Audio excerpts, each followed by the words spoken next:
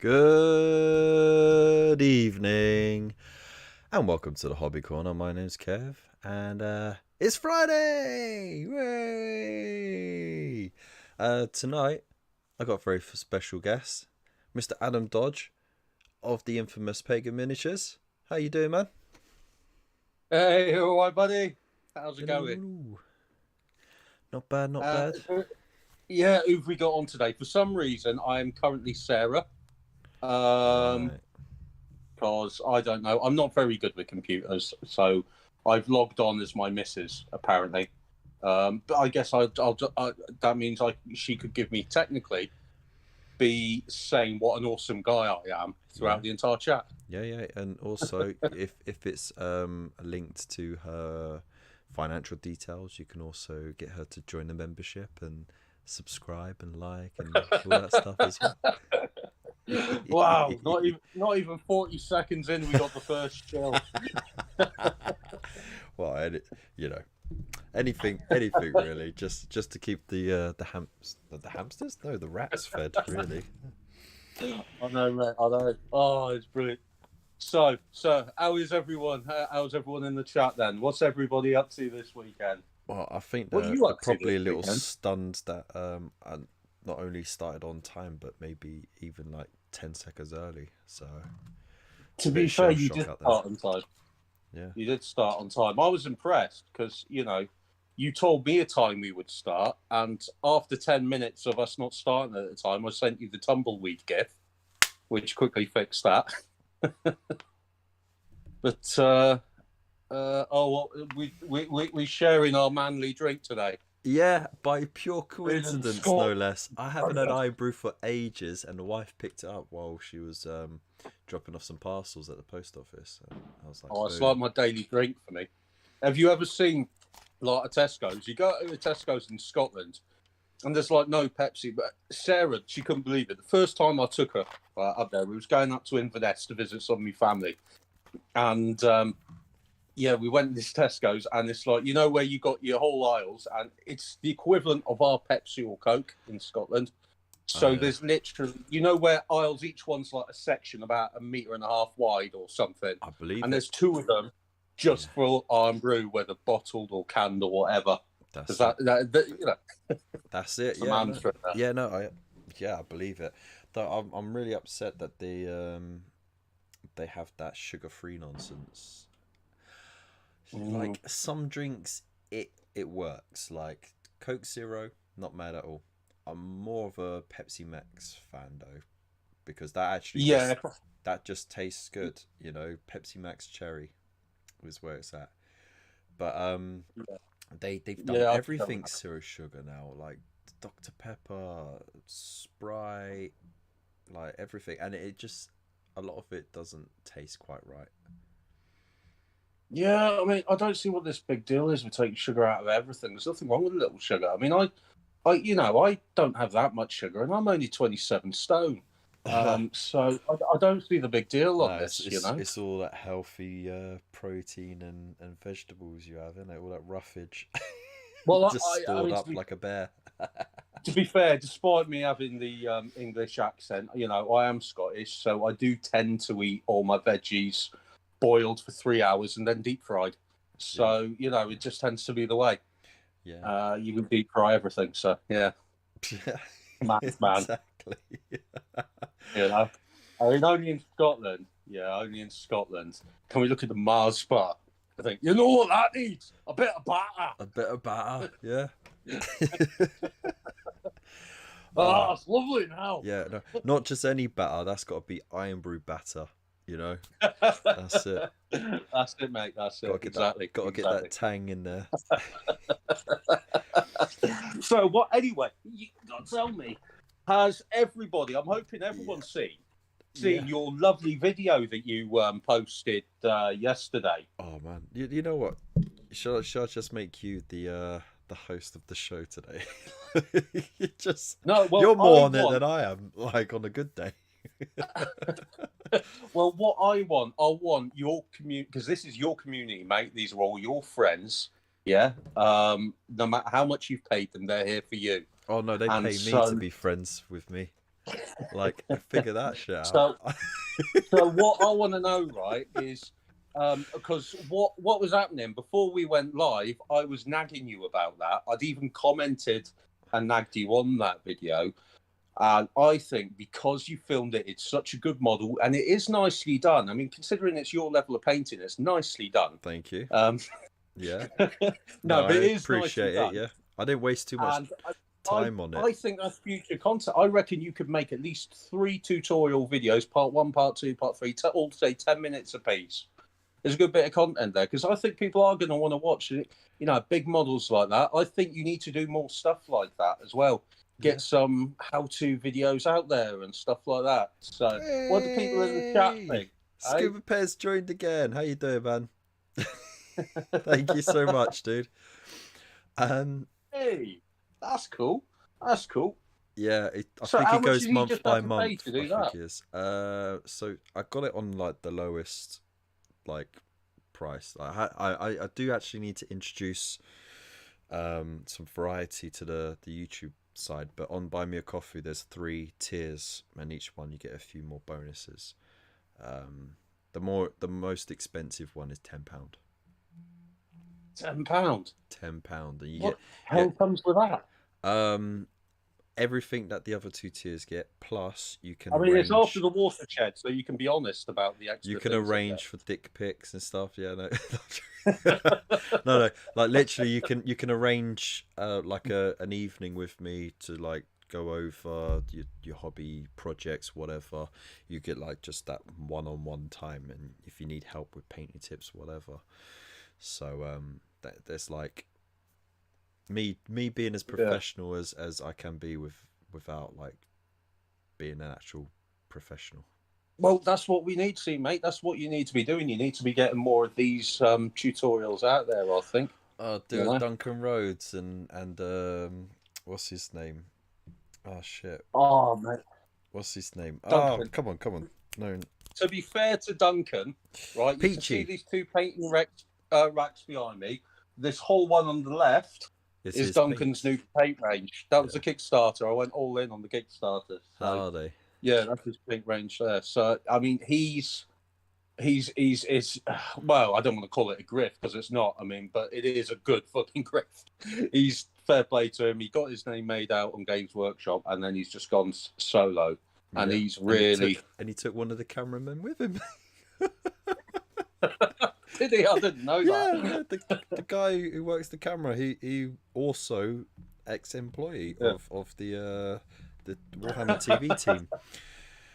Oh, that's good. That's good. Yeah, take your mates. That's what you got to do, isn't it? Yeah. Right. So no, fair play. Before we go on, I do want to do my early bird roll call. So I'm going to start right at the top and say a big hello to Sarah Curley. There's the Hobby Corner. How you doing? Waylander's wondering how you doing, dude. We got Void Captain Bazooka. Hope you're well. And the Scuba Pairs 376 dropping in his resub. Thank you very much again, mate. Tabletop Ready Biddies. Mark, how you doing, man? Glad you could be here. Who else is in the chat? Gina Doherty, how you doing? Glad you could join us. Awesome. Oh, we've got quite a few people in the chat. I expect more to turn up as the time goes on, because but I think a lot of people might be out at the moment for early bonfire nights because it's the night before, and sometimes they do like a 2-night show. Get some of it done tonight, and beat the crowds on the Saturday night.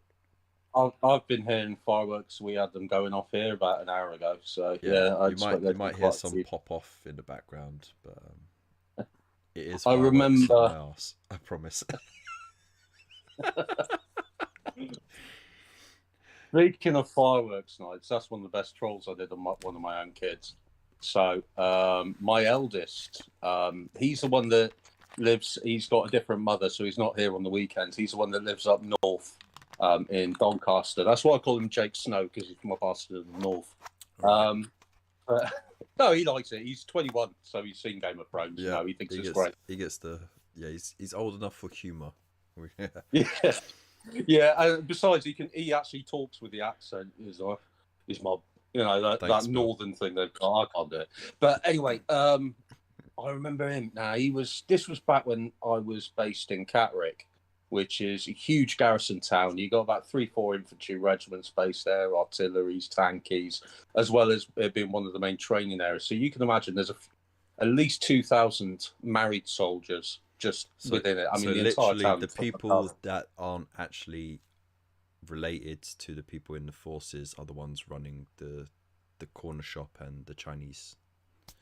Yeah, like my Gemma at the time, my ex-wife, she worked in the gift card shop birthdays beside Tesco's. You know what I mean? It was literally the whole army wives. Everyone there, shops. even the binman. Yeah, like, I remember this, right? Yeah, I'm a PTA.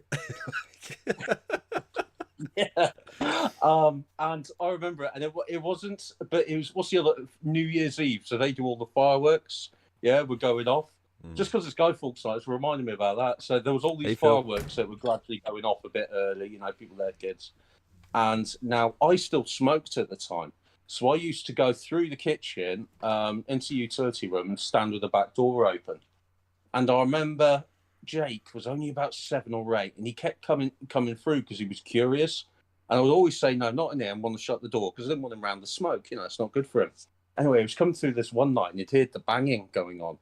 And he was asking me about it. I said that there's basically an alien invasion coming. He can hear the banging because he knew everybody. We're all army round here. Yeah. I said, that's some of my mates firing their weapons. There's the early vanguard coming down. And at midnight, the main attack was going down. Right. And then when I was going in, because there was a couple of my mates were around with their kids, I was drinking like apple sours between beers. And I told him that's the alien blood that's going to help us get stronger to do this main battle. He wasn't following me out when I was having a cigarette. I wasn't having a cigarette. I was actually shooting these things. Anyway, I forgot about it. It was a silly little wind-up for a kid. And then when he was about 12 or 13, he was literally, he's just like, right, what was the score with that time you wound me up and was telling me anything about it? I was like, oh, I forgot. Yeah, it was New Year's, mate. He was like, oh, of course it was. And I was like, you know, I told all my mates at school about that. Everyone was calling me a liar. The poor kid. The Scuba Pears said he was stationed at Catterick as well. There you go, station buddies. Hey, what unit was you at? Friends. I was ITC, which is where we train recruits. That was back when I was in the poachers. And then I wanted to stay there because of Jake. This was before I had custody of him. He was still living with his mum in Doncaster. And so, because that was only an hour away, the poachers by that point had gone out to Germany. And I thought, well, I don't want to go to Germany because I know I'll only see him twice a year. So I transferred over to one Mercian, who had just got posted to Catterick. So I was there for about another 8 years until I got out. So, yeah. But hey, Scoobs. One squaddy to another. Small world, isn't it? Anyways, so for the people at home, you might have noticed something's changed in the setup here. So I've moved a couple of things around, but I got an awesome thing for free, which was such a tight squeeze to get into the car, but luckily I did. I tried to use the lights that came fitted with it, but I think something's wrong with the wiring. I think it's like a home soldered circuit, so I can get a soldering kit for like less than a tenner off Amazon, and I'm thinking of fixing it up because it's you know, like when you get glass shelves and then you get the little LED lights at the back that slot into it, so it lights up the shelf and then light diffuses, but they don't work. But I shifted the little strip that I have of it, like the flexible tape strip of LED lights that I had in the corner, into the cabinet, and now I've got my own display cabinet. Ooh. This isn't the final position though. I'm thinking of turning it and shoving it in the corner more, but it means I've got to move a lot of stuff around, and this is heavy with books. I can't be arsed with that. But it's nice having a cabinet again, because I had one years ago.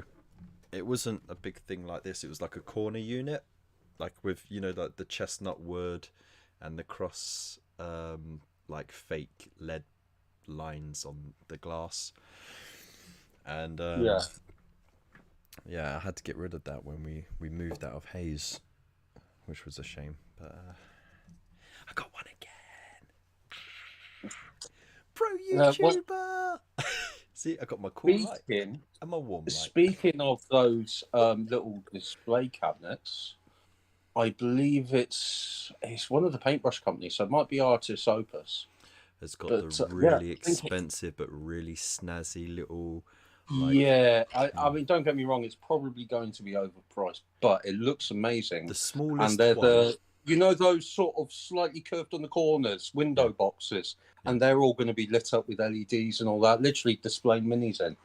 I was looking at them thinking, that's kind of nice. I could imagine a few of them going up the stairs. Do you know what I mean? So we got that many. I mean, I've got over two, maybe 3,000 painted minis because I've been painting so long. And Sarah's getting some now. I've got 3 of the kids with painted minis in these display cabinets, and everything's just jammed together. And there's loads of stuff that's not even made it into them because there's too much to show off. Artis Opus have already planned on extending the range, and they got like long cabinets and huge cabinets planned. But the smallest one, you can fit one figure in it. Guess how much? Oh god, that's going to be something ridiculous. I bet it's like 20 quid for a tiny little one like that. How much? £59 Damn, dude. I mean, for the tiniest little box thing that you can fit a Primaris Captain in.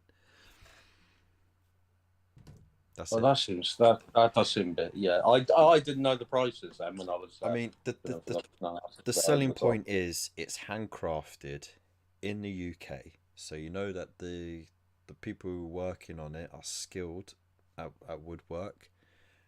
They're working with their hands, and they're getting paid well.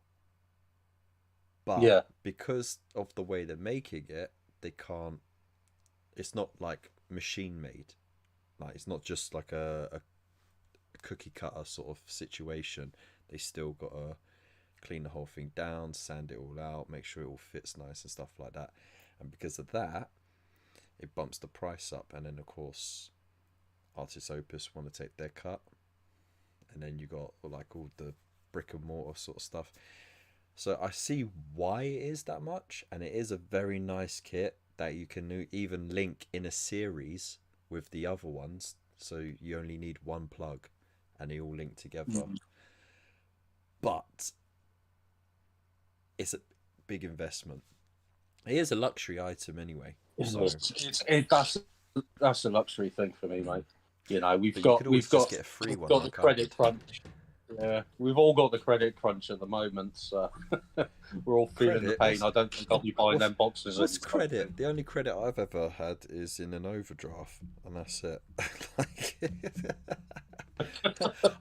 I even got myself a credit card once with the hopes of building up my credit, and I didn't even activate it. I didn't trust myself with it. Yeah. Just didn't trust myself, so I was like, forget it. I've seen too many people end up with credit card bills getting ridiculous, and then I thought, forget it. If I could get one which is directly linked to my account and takes money straight out and still builds credit, that would be fine. Yeah. But I'm alright for now. My credit's credit's trash anyway. I still got debts. Like everyone else. So my plan didn't work anyway. No, I right now, I mean, just it's the stuff I want to buy is just really not happening. Like me, weekly shop has gone up by about another half on top, so it's all a bit painful at the moment. Oh, Scoobs was in the Royal Signals. That's I'm not going to put him down for that. I could do, but no. What the rest of you aren't squaddy, so you won't get the jokes. But no, to be fair, I had a few mates in Royal Signals, and funnily enough, over the road it was Vimy Barracks where I was based training the Crows, and actually did my training myself a few years before that. So a fair one. So, and Waylanders has kind of said what I did want to say when you said about the price. Yeah. But his comments not staying forever like anything I would say verbally would, and I don't want to it would say what if he someone said, watched but I back. agree with that sentiment. You're right. You want a Yeah, charger? yeah. I could. Yeah, I'm just going to say I can't afford those. It's going to kill your battery. Like cabinet. Sorry, a wife coming in to pilfer my charger. We got Mrs. Porter there. Yeah, no, how are you, Treacle? Well, first, she can't hear you because we've got these on. And secondly, she's gone. So. No, fair enough. Fair enough. Yeah, no. She couldn't be tempted to stay. Sorry, mate. Gonna have to find another couple for your swingers party.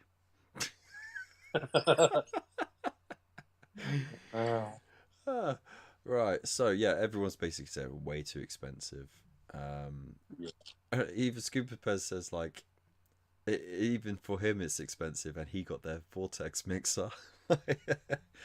I mean, like, I've seen their brushes as well, and the brushes, they look nice, and from the people who I've spoken to who actually have them,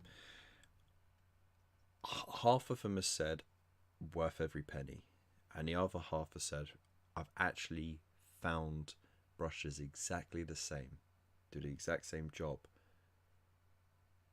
off the internet for like my brushes. What I go, if people want decent Kolinsky sable but don't want to pay through the roof, go to a normal paintbrush brand called Rosemary & Co, because they do Kolinsky sables for model painters, which obviously would include miniatures, and you're looking at about £5 or £6 a brush then, and they're just as good as all the top brands that are selling them for 10 to 15, unless you've got the money to go Series 7.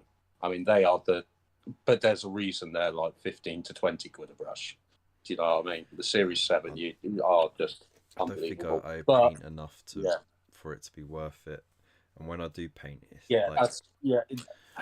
they best brushes I ever owned. I had them for years, but nothing lasts forever, unfortunately, and I'm not financially where I could get those. So what I do, a really good place I would recommend, because the whole service and everything's there. I had some issues actually. My bank made a few mistakes, phoned them up.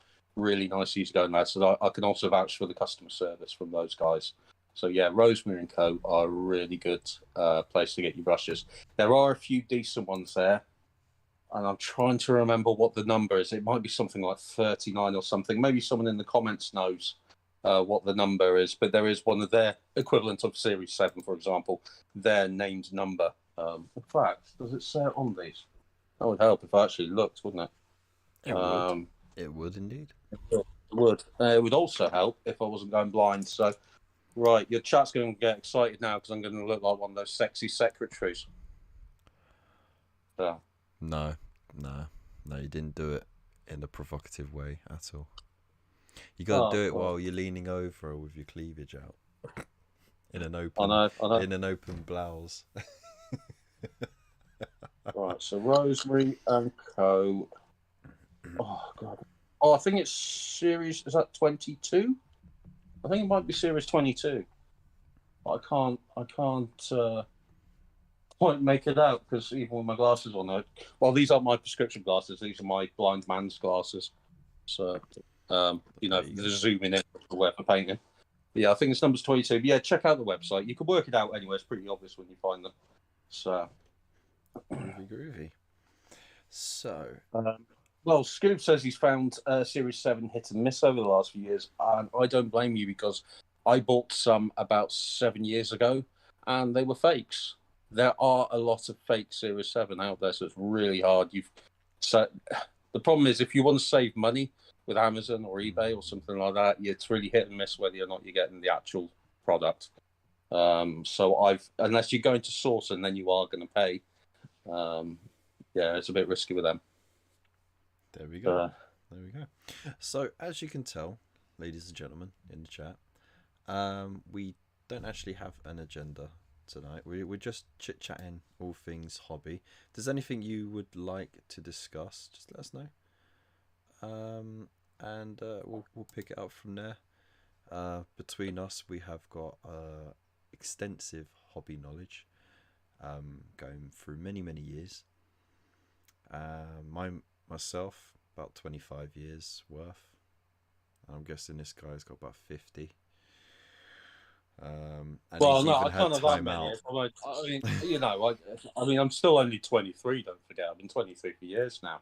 Oh, Yeah, I've. that clock No, I just ran out of batteries, did it? Yeah, I think it's about 88, 89 I started. So back when I was a nipper. So back yeah, when I was born. Yeah. There you go. Yeah, probably. I'm an 88 baby, so there you go. 88, Christ. Yeah, No, but how you feel about that is how I feel about kids born in the mid to late 90s, like being all grown up now and like. Mate, you're meeting grown-ups now that weren't even born in the same century I was, and I mean that breaks me. That makes me feel old. I know, right? I know all these like kids born in the zeros and oh man, and they're adults born in the north. now, and it's like, oh, bro, I mean, there's so much you missed out on, but at the same time, you were born at the right time because you just got all the advantages of the world. You know, like tech is literally like you're born with a device in your hand, sort of thing. So you're good to go. Yeah. Ooh. Okay. Oh well, there you go. Scoop's got 9 years on me. Oh dear. So I'm not. Well, no. I'm really. Thanks for joining this community, Scoops, because I'm normally the oldest person in this community, unless Phil Adams here. I'm normally the oldest one here, so it's nice to feel like a spring chicken now. All right. Yeah. So I got your message, Bill, and yeah. So Bill has been working on his channel. If you didn't know, Waylanders Wandering, go check it out. He does a lot of different things, not just miniatures, but he's got a love of trains, both real and modular, and he also has a love of Lego kits as well. But he, as a veteran of working in retail at Games Workshop, he does have a lot of experiences and opinions that he can share. So he started sorry. So he started a new series of videos that you should go check out, where he discusses various subjects, and yeah, I mean, it's worth listening in for sure. Hey Robert Blake, how you doing? Hello Andrew, how you doing? Oh, talking about age, I'm getting younger by the minute now. There's a couple of them. Scooper Pez was 18 in 88. I didn't know you're that old, dude. Jeez. That's crazy. So I'm just catching up on the... Yeah, just reading it there then, the chat there. I think it's about time you started calling half of us sir. You're that much younger. Fucking But the thing is, right, I'm at that age where, like, I'm getting young people look at me like I'm some sort of weirdo, like pervy dudes. And it's like, hang on, I'm not that old, dude. I'm still on the right side of 40. I haven't had my midlife crisis yet. I'm good. There is my midlife crisis. So. Robert says, then I am a dinosaur as I am 55 and been doing models since I was 5. Jeez. With his dad with airfix planes. Nice. Waylander says he's 55 as well. Yeah. Okay. So that's Hey, Sir Robert, Sir Waylander to you. Yeah. Sir Bill. Yeah. Bought his first Citadel Mini in '79. I was there. I know. Wasn't that when they started even? I'm pretty sure. I didn't think Citadel started till the 80s, so like 82 or something like that, you know. So I was like, bloody hell, when I read that. I mean, I remember a lot. Well, In my day, it wasn't just Citadel. You would get Grenadier, Marauder, all these other companies in the Games Workshop. Yeah. Well, they really started making moves when they got the UK exclusive rights to selling D&D. That's what made them into a proper business. And then they got, you know, various different things like Judge Dredd, and eventually they got some Lord of the Rings stuff in. They were making some bits for, you know, just generic fantasy stuff before they started Warhammer. And 40k didn't come along until a long time, and that was just a goofball idea of, let's take fantasy and put it in space. And I was like, all right, fuck it. Yeah, because I remember that when I first started, I mean, it was still on first edition of Warhammer Fantasy Battles, and it was just a book. And in fact, the last few pages you could cut out with like coupons. Do you know what I mean? So you had like pictures of from above of orcs and goblins, and you could cut, you know, if you wanted to cut them out, so you could play with paper until you got yourself some minis. But minis back then were about, you know, 50p or something. You know, they weren't much each. Well, they brought that back for a little while, actually. Like 4 or 5 in it. Yeah. Do you remember the old Battle Games in Middle Earth magazines? The Partworks from Eagle Moss. No, I don't remember that. So it's kind of like what the magazines are now, but you got Lord of the Rings minis. But for the first dozen, you got a lot of paper cut out, like stand-up cards, like, you know, to fill in for all the characters and the armies and stuff until you got enough. So, you know, I think that side of the hobby, I would love to see it come back, but I would like to see the crafting side of the hobby come back. I mean, it was standard, like all through the 90s, for example, your White Dwarf, it would have articles on how to build your own terrains, whether it was hills or maybe a house or stuff like that. Always hills. At least a couple of times a year, your White Dwarf would have free building in it, which was basically paper craft, you know, thick cards. Yeah. That came printed the White Dwarf, and you get it out, and it'd be like some little Mordheim type building, you know, sort of thing. Well, not Mordheim, that wasn't around. That was 2000, wasn't it? But you know what I mean. It was that sort of style fantasy. I used to have a few buildings from that, and they actually, a lot of the scenery they sold by 2000, Mordheim came out, and Gorka Morka had come out a couple of years before that, and the first edition of Necromunda, and almost all scenery was just like, say, a bulkhead for the 40k that would hold all these cardboard bits in, and you would just have a couple of bulkheads. Yeah. And the fantasy would have the same. It would have like little corner bits with stones that you would slot all the cardboard stuff into. Yeah. And it was good. It was cheap, you know. It was like that's the one thing I don't like about Games Workshop, because my kids, they get new minis on their birthdays and Christmas, and that's it. You know, it's long gone that once a month going to a Games Workshop with a couple of weeks pocket money and buying a couple of blister packs. You know, that side of the hobby is just not doable anymore now, and it's a shame. It really is a shame. It is a lot faster paced, the turnout as well. The turnover in new, not even just new rules and codexes and stuff, but new lines of products. And there's always so much to interest you, and yet there was a variety back when I was young. Yeah, I don't understand. But you could build an army over a year, and it would still be the same army. There was like nothing new had been released. Maybe one kit that you could look forward to. There hadn't been a new rule set. There wouldn't have been new codexes, and that was it. And by the time you finished building that, you still had a couple of years to play it, enjoy it, before there was even rumours of another edition coming along. So when I started, it was second edition 40k. When I actually started properly, like I had a box set that was third edition, that was with the Black Templars and the Dark Elder. And yeah, she had the bits of terrain in it as well. Yeah. And the whippy sticks that me and my brother kept crying over. Funny enough, that was the first box set for 40k I bought, was that box set. because I was always more into fantasy, but I did like the 40k skirmish stuff. But yeah, that was me finally, because I had loads of orcs and some squats in 40k, because squats was still a thing when I started before they got nuked, and that was back when squats were dwarves. I'm not quite sure what they are now. They've got like the what's that Mars rover thing that's meant to be a war vehicle? The Voltan now. Teenage Mutant Ninja Turtles van.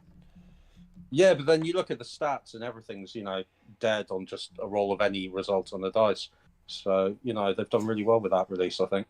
Well, apparently it was a bit too powerful before it even was released. Oh, mate. I remember when the Codex, all the stuff leaks coming out, and that was some fun times. I just had to turn the internet off for a week because I was like, I don't even play 40k anymore. I don't care. It's just not whatever. I think there is starting to... Yeah, they've messed that up.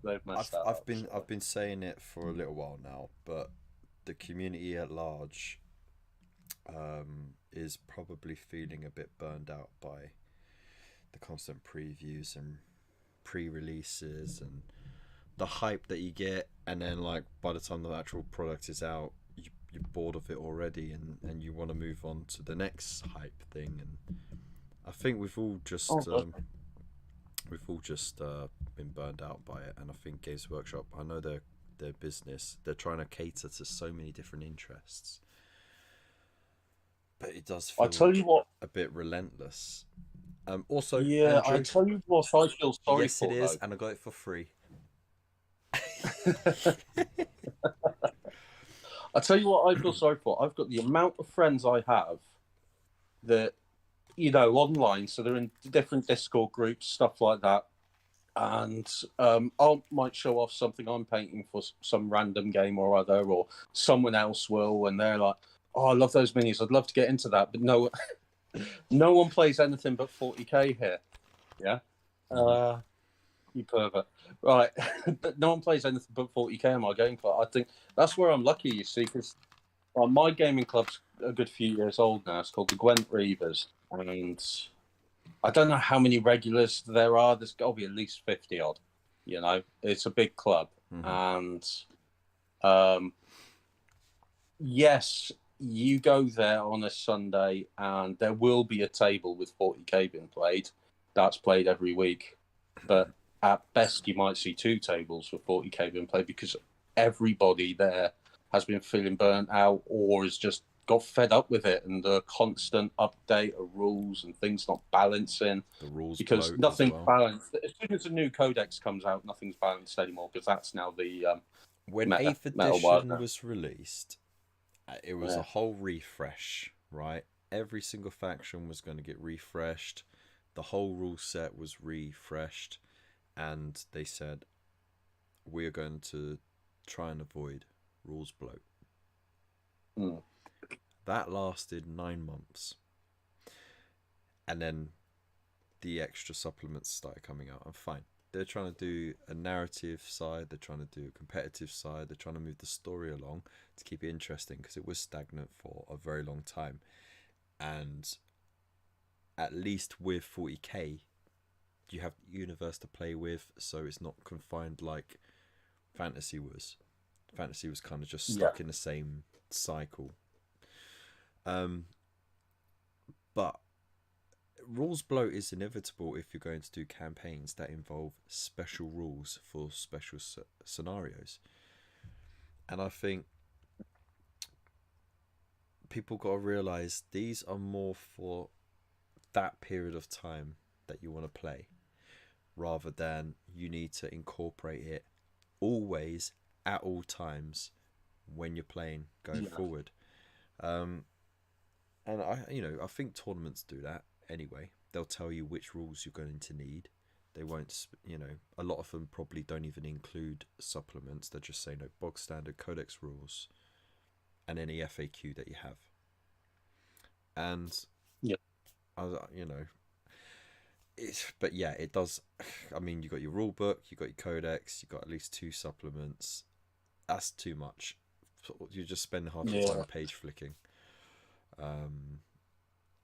So, yeah, I think it's a tight balance for sure. They did Scuba, but SJ was a GW founder. Who's SJ? Oh yeah, did Pigeon Books? Oh sorry, Pigeon. Didn't Penguin Books do the Fighting Fantasy books like Warlock at Firetop Mountain?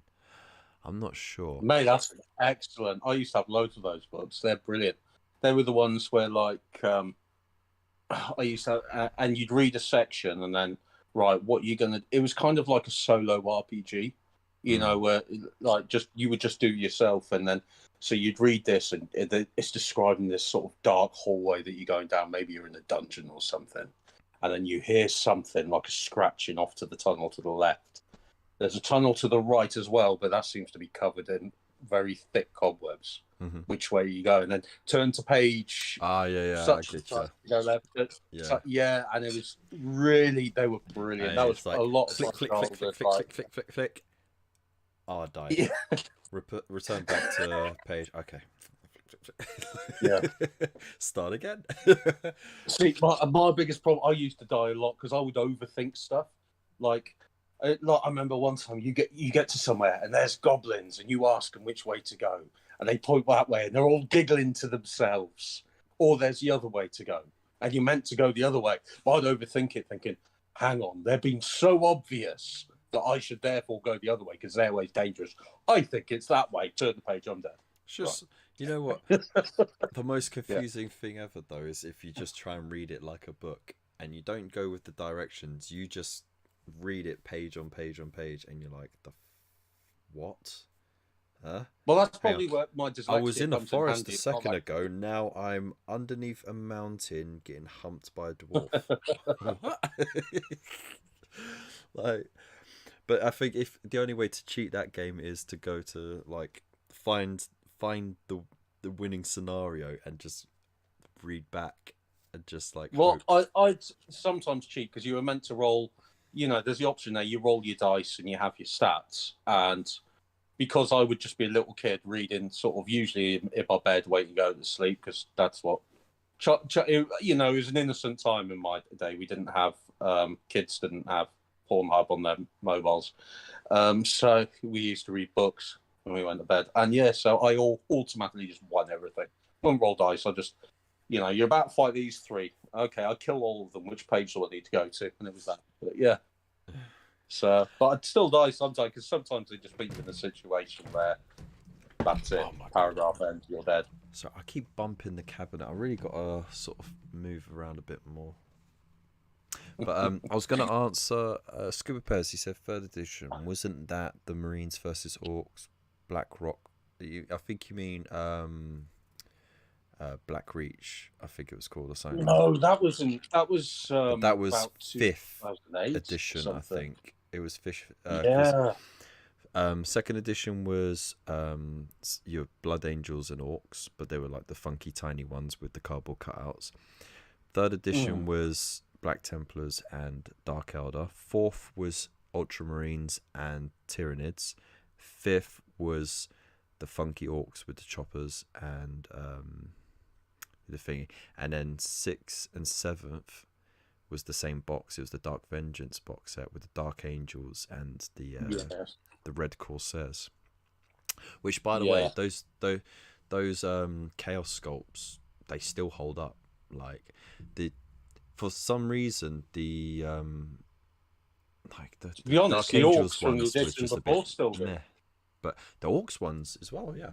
Like those you had about 3 Death Copters, didn't you? The Death Copters was the most sought after, like to this day. Yeah, I bought an extra kit because someone else wanted to buy an extra set to get the one half Marines they were fighting. I was like, yeah, I'll go ask you to have an extra set of the greenskins. And for years, you couldn't get it anywhere. You couldn't get them anywhere. They didn't do a separate box, like a multi-part box set for it. No, it was just an exclusive. No, it was literally just.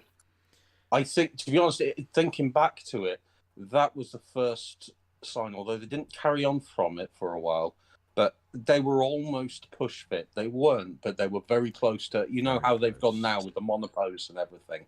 Yeah. You know, that's pretty much how those death copters were. They were just the few extras that you got in the set, plus the boys and that. So Yeah, for sure.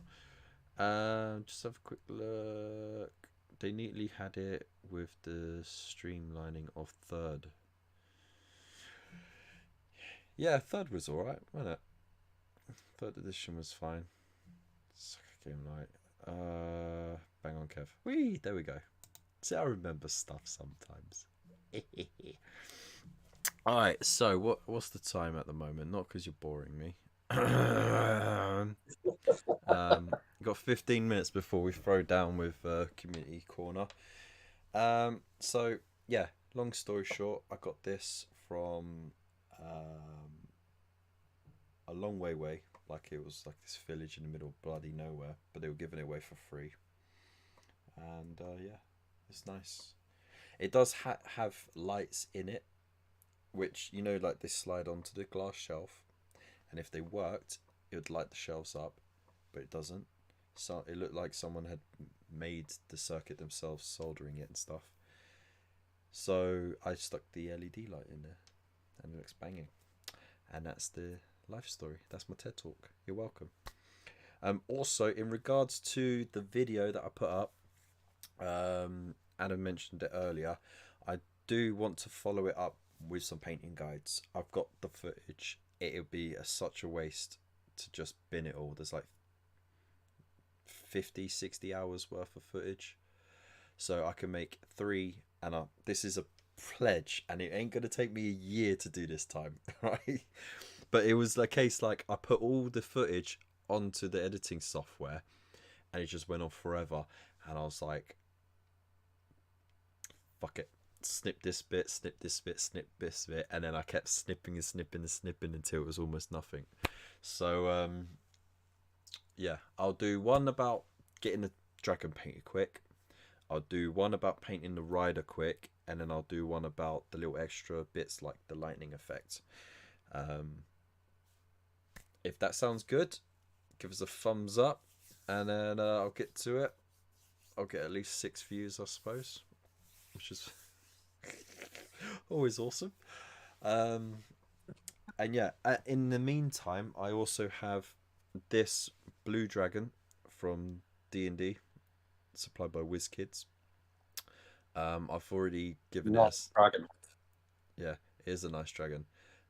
It comes like put together and primed already, but I thought I'll give it a Centerfold prime using the Colourforge cans that I was sent out by Colourforge, which was really nice of them. I'm not sponsored or anything by them. It's for review purposes, which is great, and I'm using this as an example of what you can do with those cans.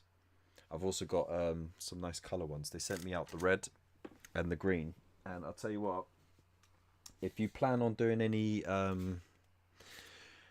goblins, salamanders, anything with green, like the salamander green is just amazing. Don't be fooled by the rich red green here, because it comes out so bright. Hang on, where is it? That's not it. Where is you? It's like the greenest green, and I don't know if the kids might have jacked it because it looks so good. Yeah, it's disappeared. It's a shame, but it comes out like goblin green, like bright goblin green. I mean, can't go wrong with that. Like a moot green, the Games Workshop do, that green. Sort of, like a light yeah. Like this green, moot green, right there. It comes out yeah, like that. I'll tell you what, I love that shade of green. That's really nice. And you can just shade it down so easily, or brighten it up, and it's just like boom. It is. Oh, here it is. It's right in front of me. It blended in with the cutting mat. There's the little Necron right there. So all right, maybe not quite moot green. It's okay, slightly richer rather than brighter, but it is like it's got a slight luminosity to it. So I don't know. Yeah. Oh, that's cool. I'll have a video out on it because I'm reviewing them. I want to see how they react to different shades and stuff. What we can do to get the most out of them. So it's going to take a little while because there was a delay. They sent me out 2 extra paints, which was really nice of them as well. But that got a bit delayed with the post strikes and stuff. So now that I've got them, I've been sort of tinkering away, experimenting. So expect a few YouTube shorts of that and a full review as well. I'm a pro, yo. I got my warm light. I got my gold light. That's all I can say. So yeah, there you go. If we got in here, let's have a look. Full guide or techniques? A bit of both. Don't do fast, dude. Go a different route. Fun and take your time. Relaxation fair. The thing is though, you got to sort of, for purposes of getting the little bits done and out the way without having to do a full length 10-minute video, these shorts are really good, and they've been very popular as well. They just work because people can just scroll through so many at a time, find what they want, and then you can just save it and loop through it, and it's the quickest little learning tool you can have, rather than having to fast forward through a long video to get to the bits that you want. But at the same time, I want to have that full video for other people who learn at a slower pace, who need that little extra explanation of, this is why I'm doing it like this, and this is the way I would do it, rather than just going, hey, paint it brown, then dry brush it red, then dry brush it a brighter red. You know, that, because some people will excel with that and others need the longer form. So I want to cater to as many people, because that's what we're here to do. We're here to help people make the most of their hobby without having to learn silly, difficult techniques. So especially if you haven't got a lot of time. So there we go. Those WizKids models always need repriming. All of my Transformers did. First of all, welcome to the show, Big Friendly Wargamer. Good to see you again, man. And yes, I thought it'd be worth priming it again anyway. So it's good to know. If you get the Transformers, prime away. Don't do what a mate of mine did once. He painted his Mini. Don't varnish it with Chaos Black. No way! Oh, could you imagine that? You go to varnish something. Nope, it's Chaos Black spray. Fuck. Oh, that is brutal. That is brutal. What does everyone think of the Christmas Orc Mini? I think it will go alongside the Noise Marine very well. A 2-man band already. I think you could throw in like the Orc, not the Orc, like bone banger musician dude who bangs those magical bones together, and it boosts the wild orcs, the savage orcs.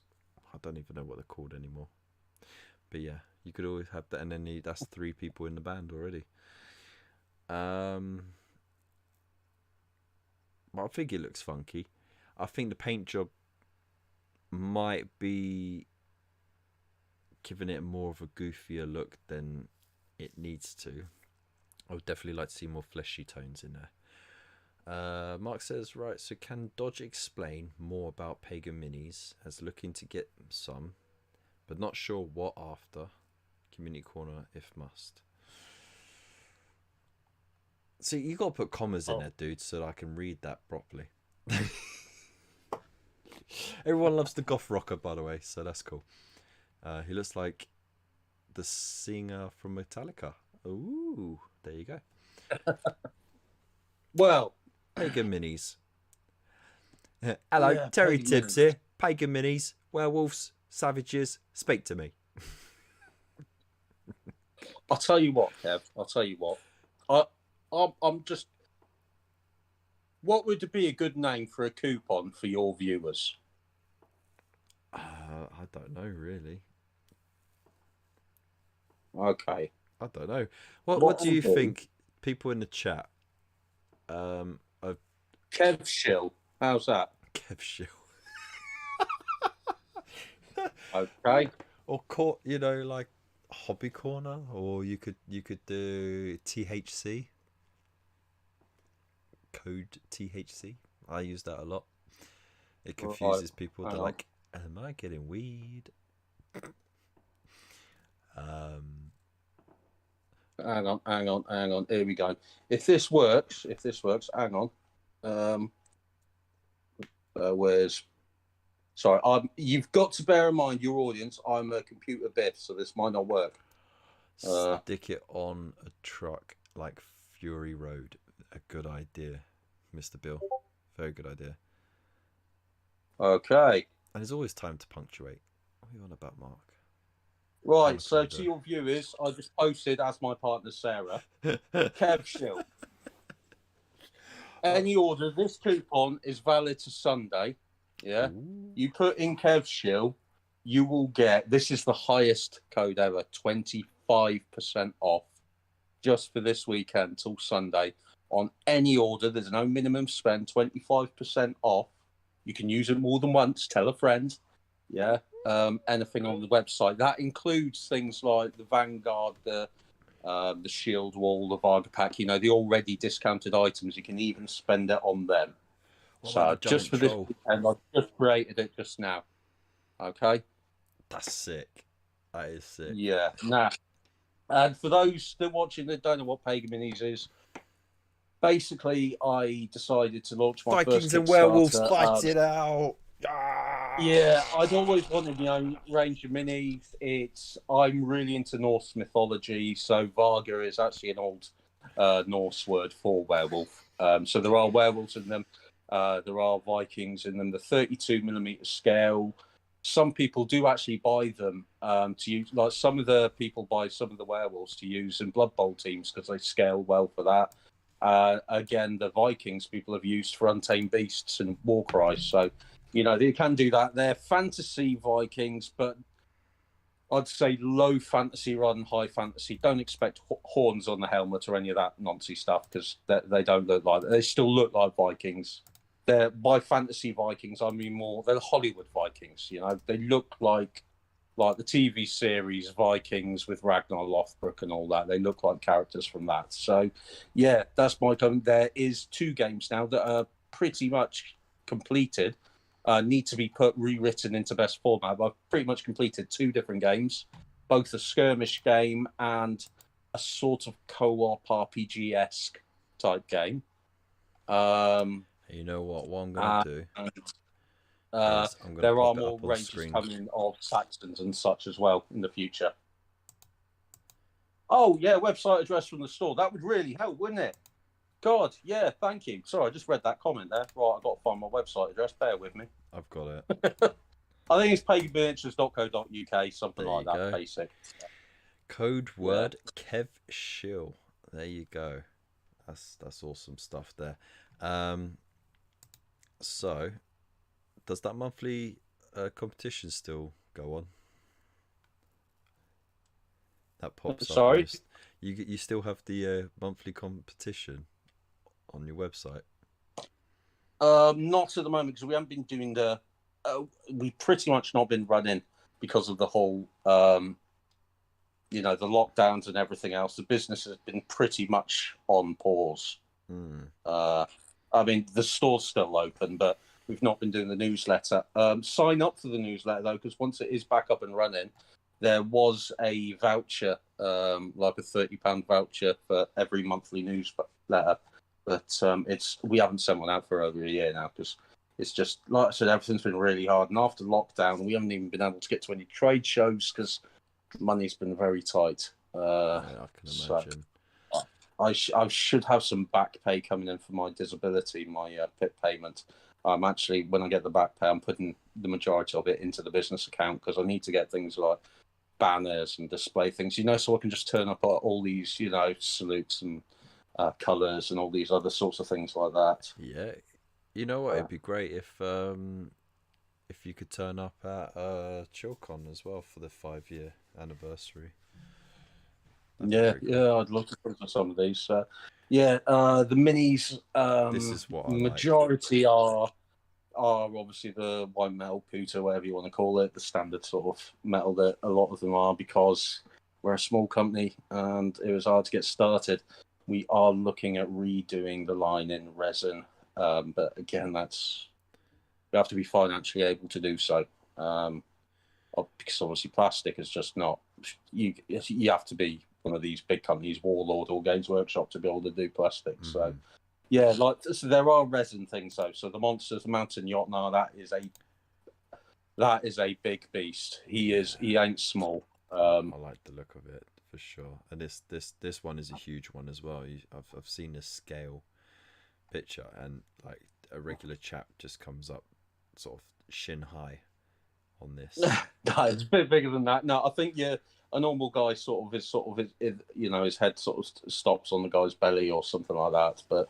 Yeah, the skull is the most expensive thing on their website, but that is huge. I mean, that's about 4 inches tall. So and it's a huge lot of resin. This Norse elf, he's snapping a tree as he goes past. Yeah, tree splintering. Oh, Richard Smith coming through again with his monthly donations. I love it so much, dude. Thank you so much. Hey, Rich, how are you, buddy? Too much sexiness, Dodge. You might have to leave. Kev's views. Can't handle this. Did I hear you say Saxons? Well up for that. There we go. Yeah. There we go. So yeah, I have on the list of projects, because I put a pause on painting up this stuff, the Vargar, and because I wanted to do a little diorama with them. Yeah, and I got started with the diorama, and then I don't know, I went through a phase of just being blown out with fatigue and just hobbying and anything really.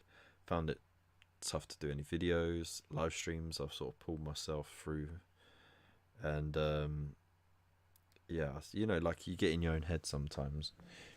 So it's just like a tough bit of burnout, and it just sort of got put to the side as a constant reminder of how much of a failure I am. But I will get to it, because I painted one figure. I painted the wolf. Where was it? Not the wolf.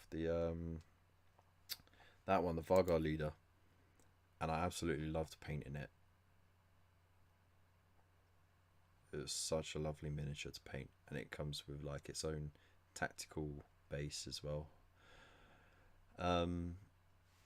So yeah, I really want to paint up the rest, because like and use the new paints that I've got as well. Like I've got new techniques and stuff that I want to try out on them to really make the most of them. But but there you go. These are some of the nice like single stuff, and then of course we got the discounted bundles further up as well, as you've seen before. But there's a lot of choice there. Like look at this, look, £50, and you get all of those. I mean, and you got like some really cool little characters in there as well. So this pack contains the leader, champion, assassin, shaman, savage, and 4 warriors. I mean, that's pretty cool. And if you don't have it now, you can pay it in free interest-free payments of $16.67 with PayPal or Klarna. So there you go. So it's awesome, right? We have Klarna on the website for those that are on the budget, because we all know and they we all appreciate that, don't we? Anymore. Well, yeah, they're doing these fines on people now, aren't they? Wrong thing. But Scoops did ask if it was for a game or just the minis. At the moment, it is just the minis.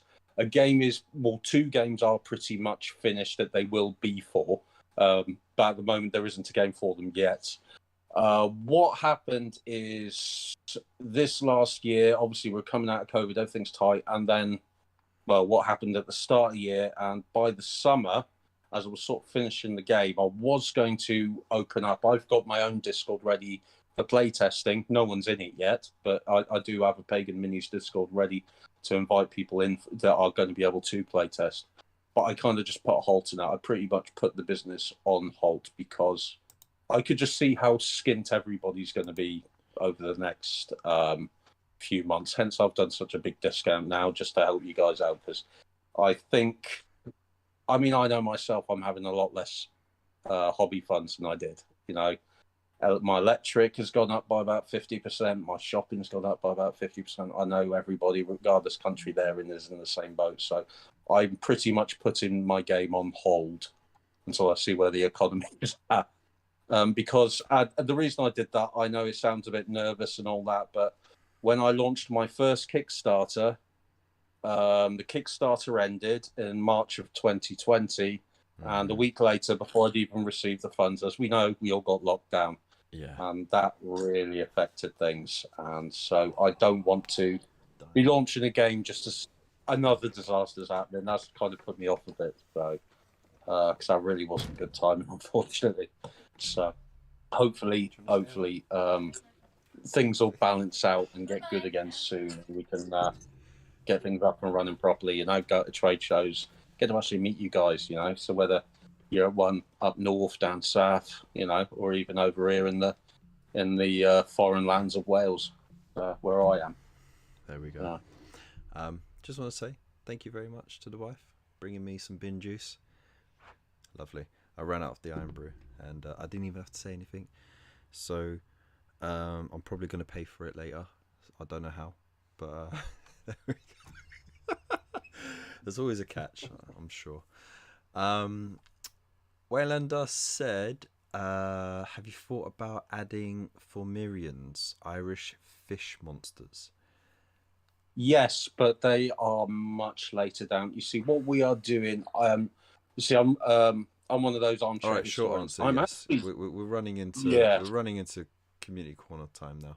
Let's just come on. Okay. You Short could give us yes, you could give us the TED future. talk afterwards. All right, we're shilling enough now. Oh, Right, it's still okay, my show. okay. Got a shill for me as well. Fair enough. Fair enough. I'm joking. Would the werewolf be good base models to kit bash full blown wolfen? Be a bit tricky with the metal, because a lot of the heads are attached to the chest. I'm just trying to think. So the normal, there's a pack of just 4 Varga basic wolves. You could probably fit shoulder pads on them and such like that. The biggest ones, like the hero, the leader and the champion, they wouldn't fit shoulder. They're too big. I mean, those you've got a couple that size, haven't you? They're about 4 centimeters, 5 centimeters, something like that. They are big. Yeah, they're big guys. Because in our Lord the Varga, you know, the 7 to 8 feet tall. They're not actually humans that change into them. They're like a permanent race. They were humans many thousands of years ago when were cursed, you see, in the lore. So they are now a race within their own right, and they are much bigger than people.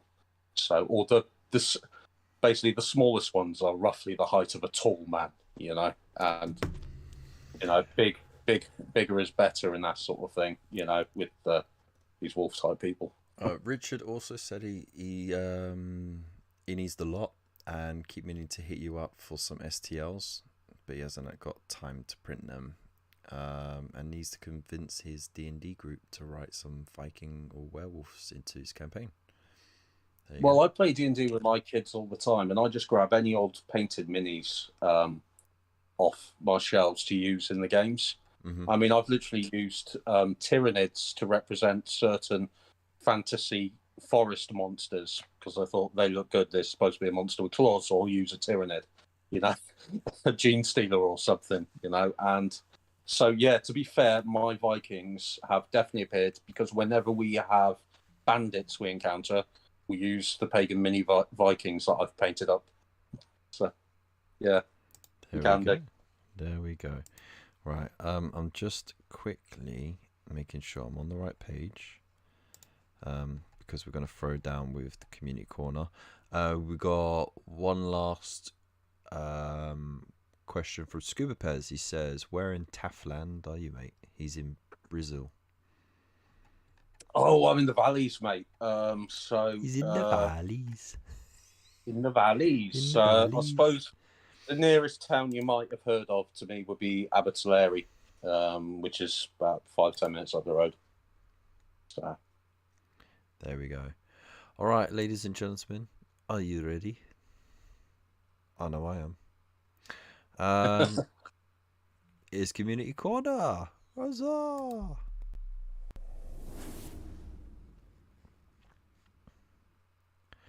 All right. I hope you are happy, you're comfortable, you're ready to rock.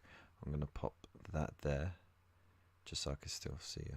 Actually, I don't need to. I'll make you disappear. Bye. All right. And we'll move that over. You don't need to see what's going on there, who's online and stuff. We just want to see the miniatures. Community focus. Every week we get to see what you lot have been working on, whether it's completed works of art, projects in motion, works in progress, or just ideas you've jotted down. This week we're starting it with Waylanders Wandering. Mr. Bill, he's been working through his clone army from Legions, I believe it is, Star Wars Legions. And yeah, these are really nice, these clone warriors he's done. I do like the orange. The orange is very nice. It's very, very nice. And basing is done pretty well too. Like, simple and effective with that little bit of dusty weathering at the bottom. That's what I like. A dusty bottom. I like the bottom dusty, and I like the rims clean.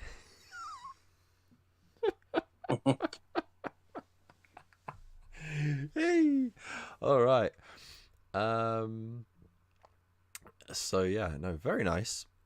And he's got General Grievous, and he's got Obi-Wan ready to go. They look so flimsy, though. I love the fact he's done the weathering though as well. You know, you see it like on the white legs of the clone warrior above and that. You know, that's what I mean. Like, it just adds that little bit of immersion, which is, awesome. Large Blast Podcast. How you doing, man? Or lady? I'm not sure. Hello. Welcome to the show. Good to have you here. Oh, we've got a new person in here today. Awesome. So yeah, and of course, yeah, we've got Obi-Wan, we've got General Grievous. Obi-Wan Kenobi. Yeah, something like that. I don't know. Was it close? That was awful. It was. Well, he sounds awful, doesn't he? And then of course he's got his little droid here, the Rolly shield droid as well. I can't remember what they're called. I'm sure he'll correct me in the chat. And but look at this. Look, join under 1 millimeter. What does that mean? I know. That's small. That's detailed, isn't it? I've heard that about those guys. That droid army, because I haven't got the droids. I've just got basically all mine. I've got the two factions, Rebs and Empire. So I haven't got the two, from the prequels. And I've heard that about the droids. They are some of the worst minis to try and put together. I've heard some real horror stories about them. Yeah, I mean, that's just madness, right? It's a good thing it sits in hand, but yeah. I can see them being super fiddly and breaking real easy, for sure. Sounded a bit like Baron Greenback. Okay. And then Richard says it was the best impression I've ever done. Oh, wow, there you go. Thank you very much. I have to actually take that compliment because he doesn't dole them out often. So cheers, dude. Where's Gollum when you need him? Gollum's tucked away at the moment. All right, next up. Oh, thank you very much, Bill, by the way. Next up, we have Mr. Bunker from Bunker Painting. So yeah, check out Waylanders Wandering YouTube. He's got a video up as well. It's a good little chit chat. And Mr. Bunker he's over on Twitch with Bunker Painting. And he's been ploughing on through his Horus Heresy stuff, doing the Sons of Horus, and yeah, they look fierce. Fierce. Let me just move that up a bit more. There we go. Look at that. Apparently, edge highlighting has been an absolute terrible thing. Yes, I am too young to know who Baron Greenback is. Oh no, I do know. No, you just mentioned Danger Mouse, and it's all come back to me. Yeah, I watched Danger Mouse when I was a kid. Are you crazy? I remember that now. It actually does sound like that. Okay. Well, thank you very much. Sorry, I talked right over you. Terrible host. That's all right. No, I'm saying that. I mean, to get all 20 of them. I mean, yeah, it said the edge highlighting broken, but it's worth it. I mean, look at that. What he's got, man. Right. And then next up is Mr. Fish. And he says, well, with the new little one, I wasn't able to get new pics. Congratulations, by the way. He is a new father again with his second child, just born a couple of days ago, I think. Hey, so, congrats. There you go. Now he's got 2 rascals to look after. So he hasn't got any new pictures, but he did get an opportunity to enter Armies on Parade, and he's pretty proud to show it off. And so he should, because he's been working so hard on that. And like, if you've been following his stuff on our Discord, at least, like everything is that purple camo because he likes him sneaky. So yeah, I saw the meme earlier. So I want to congratulate him on an amazing table. I'm just really upset that there's no army on that table. They just, I think that, I mean, they are absolutely diamond. That is fantastic. I know, the buildings look fantastic. The table is amazing. But where's the miniatures? I don't know, mate. There's a lot of bases. I thought we were looking at... I can see these bases for minis. I thought that's what we were looking at, the terrain. All right, I think we killed it before it even was born. That's the worst joke ever. The hesitancy there didn't help either. Oh, terrible. But no, it looks fantastic, right? He's been chipping away. He's been doing really awesome little kit bashes and custom builds and stuff like that. And there's so much going on. You have to look at it for ages just to see what's going on. Oh, thank you. I did it to my own. Sorry. The wife had made me a lovely cup of bin juice and forgotten to put sugar in it. And she just admitted she forgot to put some in herself for hers. So, thank you. Taste it. Excuse me. Yep, that tastes like bin juice. Thank you very much. See? Don't say I don't ever look after you. Even YouTubers got proof. Did you hear that?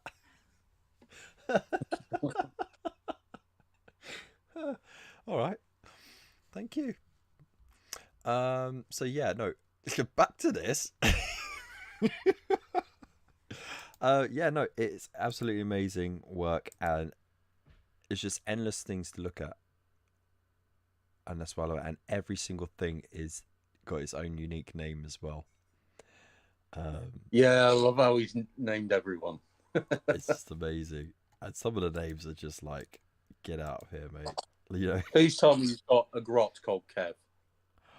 No, I don't think he has. I mean, I'm surprised he hasn't already. You need an ammo runt called Kev, definitely.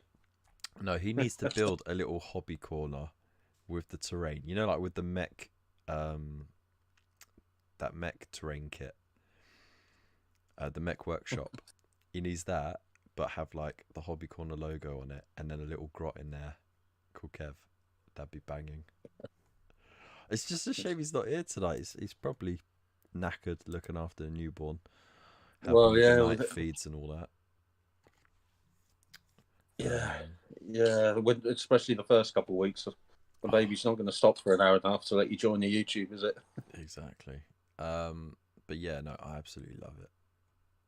Just like the best collection of orcs I've seen. It's comparable to Phil's collection, for sure. Because they're both just absolutely amazing in their own right for their own reasons, and so yeah, thank you very much, Mr. Fish. Next up is Mark from Tabletop Ready Minis. So yeah, I forgot to say, check out Mr. Fish. He's on Instagram. He does TikTok videos. Mark, he does commissions, and there's a picture of the Lord of the Rings commission that he had to replace, courtesy of Royal Mail losing his stuff earlier in the year. So that was a big oh no. And we did like a little campaign to help him out. To me earlier. Yeah, we did. How much did you lose, buddy? I'm curious. It's a lot, like a lot of money lost on it. Like all his paints and brushes and everything were gone. Oh. So we all chipped in and helped him out. Some gave him a few quid. Some donated some miniatures or paints. I went through all my paint collection and everything I had a duplicate of, I just boxed it and sent it out. And I had like a set of paint brushes as well that I hadn't touched, so I threw that in, just to help him out because he's a solid dude. I'm sure if he manages to order that North Elf this weekend, I'm sure a few other things might magically drop into his box too. Man, sweet wrappers is not what he needs right now.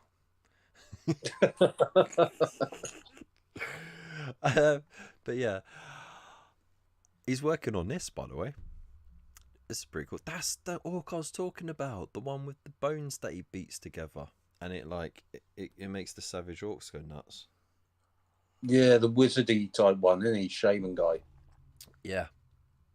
So yeah. That looks really good. The skin tone, though. The skin, yeah, no, it's awesome. I wish I could get a close up of it, but no, it looks fantastic for sure. So thank you very much, Mark. Next up, we got yourself.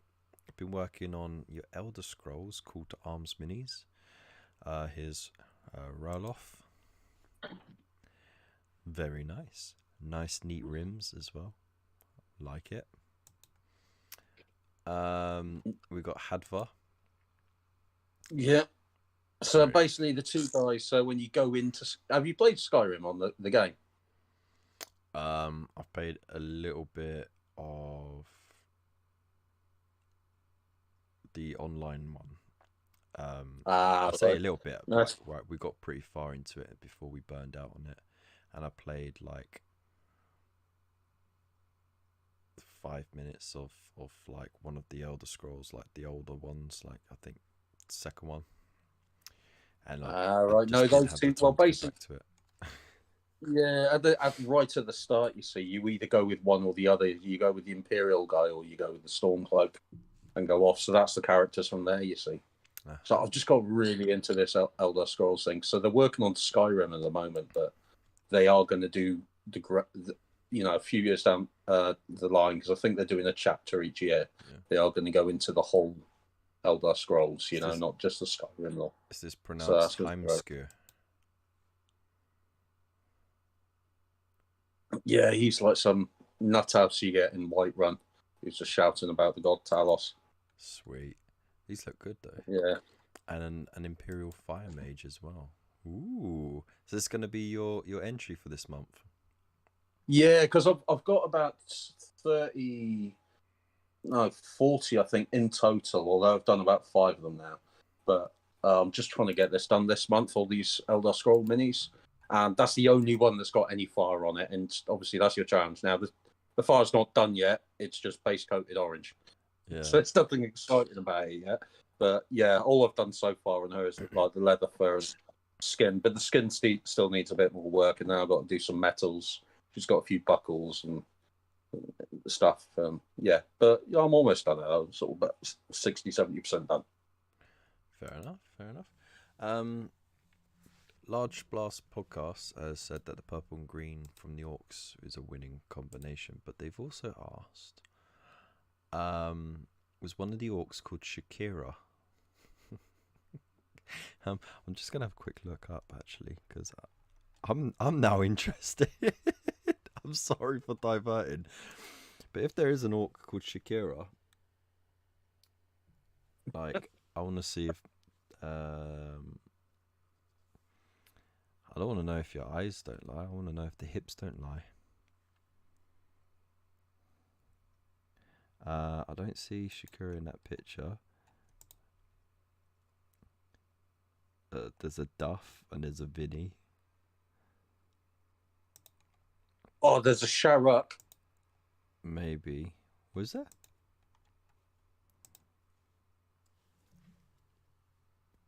Maybe it's Shakira, but he's not very good at spelling. Harsh. That's a very harsh criticism. Yeah, no, it's a Sharuk. Yeah, it's definitely a Sharuk. There's no Shakira, but there we go. Maybe we'll ask Mr. Fish next time. Pop one in there. So there we go. And Mark, to answer your question about what went missing, he said everything near enough got some unbuilt stuff in England, but all my armies, everything, just gone. Can you imagine? Jesus. Oh, mate, I'm so sorry. Yeah. So there we go.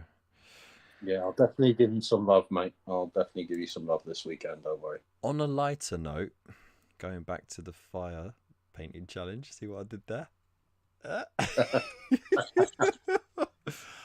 So for the new people in the chat, every month we have a different theme for a painting competition. The painting competition is called the KFC, Kev's Fantastic Challenge. You can thank the chat for coming up with the name. I think I give too much creative influence to the people who watch this show sometimes, but it's become a thing. It's almost a meme in itself. And essentially you get a little badge for the Discord that says that you're a KFC champion, and in December we're going to have all of the winners from throughout the year go head to head to win a nice prize. I'm still 50-50 on the theme that I'm going to do, but we got one last place left, and that's for the month of November, and the November competition is fire, flames, and that sort of stuff. So anything to do with fire, paint it up, make it look as awesome as you want. It could be magic fire, it could be any color fire, it could be fire from rockets, explosions, a fireplace, a torch, whatever, ghost fire even, whatever. We want to see it. We want to see it awesome. Go as crazy as you like with it, or as humble as you like, because we're going to try and look for key things like the realism in the way that the fire is lit, and shades things and lights things, maybe some object source lighting, you know, those sort of things. So, and if you can get a realistic smoke effect, that'd be like a bonus as well. So there you go. Yeah, I know Sarah's her mini, because I did order it for her birthday. It was yesterday, but it hasn't arrived yet. Well, it's in the UK at least. It's coming from France. Raging Heroes, and she's getting a mini just for her birthday, just to enter this comp. So she's going to do this. Was it a fire dancer, isn't it, love? That you're doing? Yeah. Yeah, it's like yeah. And it's Raging Heroes, so it's going to be overly sexualized, because that's just everything Sarah paints is overly sexualized. Fair enough.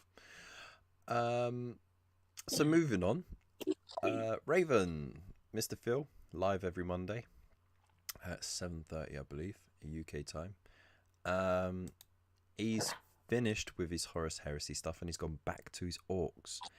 And look at this nice little conversion here. I believe, is this one of the Votan vehicles? Or no, actually no, this is from Necromunda actually.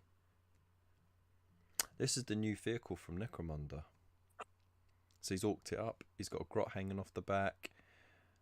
I love it already. Rockets up the wazoo. That's banging. Oh yeah. That is sick, mate. That's awesome. That is brilliant. I mean, it's an awesome vehicle on its own, right? But then you stick an orc on it and some extra DACA. And you're like, oh yeah. Oh, I love it. That is just brilliant. And lots of Dakar as well. Yeah, all and the rockets here's everywhere. the armies on parade as well, with all of the stuff he's been working on this year.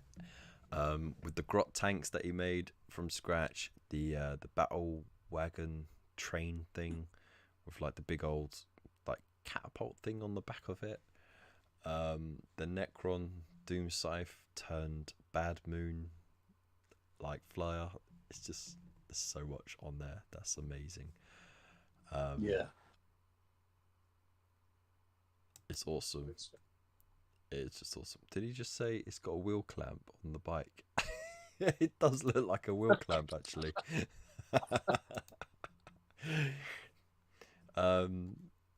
Yeah, look at that. I mean, Naomi's, Babu's. It looks awesome. And everything looks unique.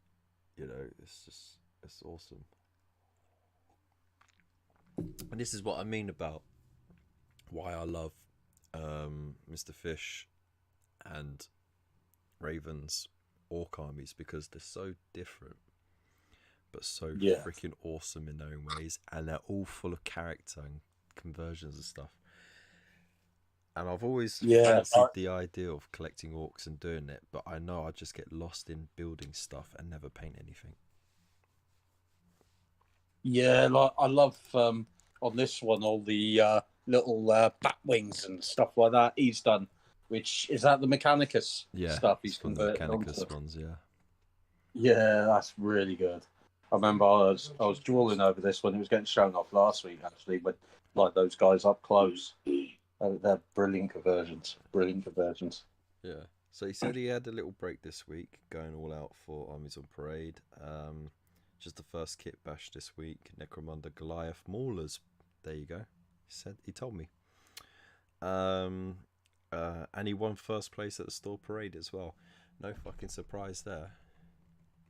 Oh, he entered a few of those bits in the painting competition at Chilcon this year, and he got pretty close to winning, I think. Yeah. Oh, that's cool. That's cool. That's what I heard. I don't know if he was just bullshitting me. I don't know. I'm sure he wouldn't lie to me. But there you go. Thank you very much, everyone, for your entries in this week's Community Corner. I've enjoyed every single bit of it. And as always, you can join the Discord for free and gawk all over them whenever you want if you need that little extra inspiration. I'm just going to... Boom. There we go. And we look forward to seeing you in the chat if you're not there already. And now we're going to go and do this. Cha-ching. And cha-ching. And one more time. Get rid of that. There we go. Oh, it disappeared. There we go. Hey! So yeah, I love it. I love Community Corner every week. Just seeing that, it just gives me a little hobby buzz. But the issue is, it's quite late on a Friday night, and I see that, and I'm like, I want to get shit done, and then I end the show at 11, and then I'm up till 2-3 o'clock in the morning, and I'm like, fuck, I'm off on Saturday, and I'm with the kids, and I'm hanging. And then I got to work the next day, and it's like, but I love it because it just always gets my hobby juices going. So yeah, for sure. So there we go. Next on the agenda, I don't know if you've seen it, and I want to hear your thoughts on it as well, chat, because we already discussed the what's his name, the orc rock singer dude. What was it called? The goth. Fuck, what was he called? You know what I mean? The Golf Rockers. Goth rocker. That was it. It was a goth. I fucking explained it separately, but I could put it together. I probably got early onset dementia of some kind. Fuck. Or I just need to do a word search now and then.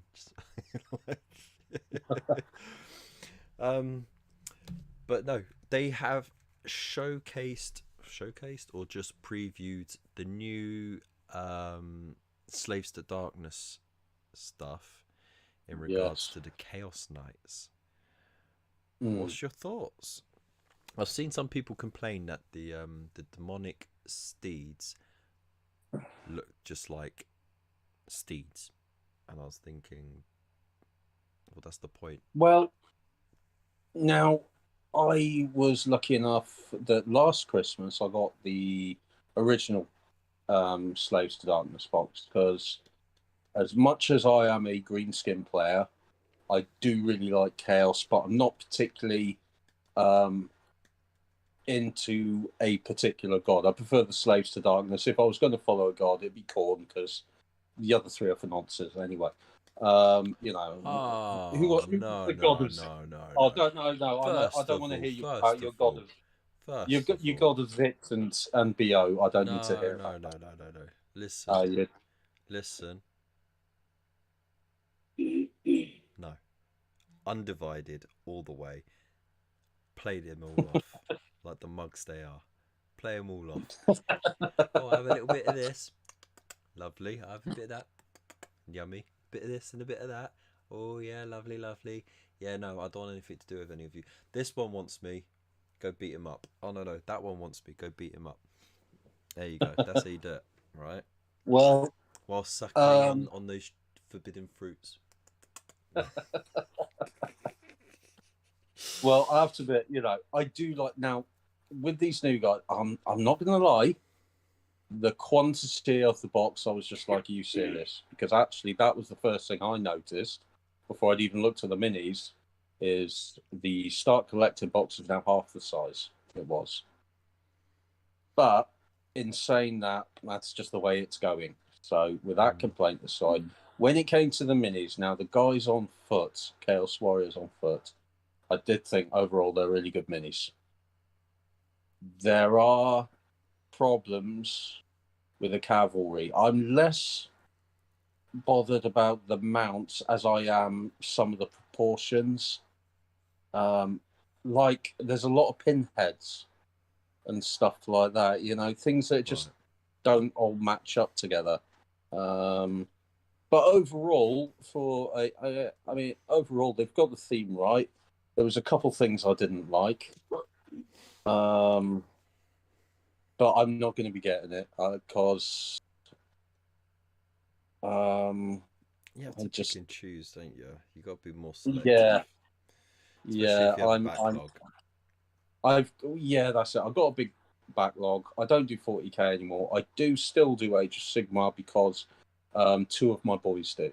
So, but I have so many greenskin stuff like that. I don't need to flesh out, that Slaves to Darkness that I've got are really nice minis to paint, but I don't need an army for it because I only ever play my kids with dumbed down rules because they're like 7 and 8 or 7 and 9, sorry. And so we play with dumbed down rules anyway. One is Lizardmen, the other has the what they call Caradron Overlords or something like that. The steampunk dwarves. Yeah, has them. Overlords, yeah.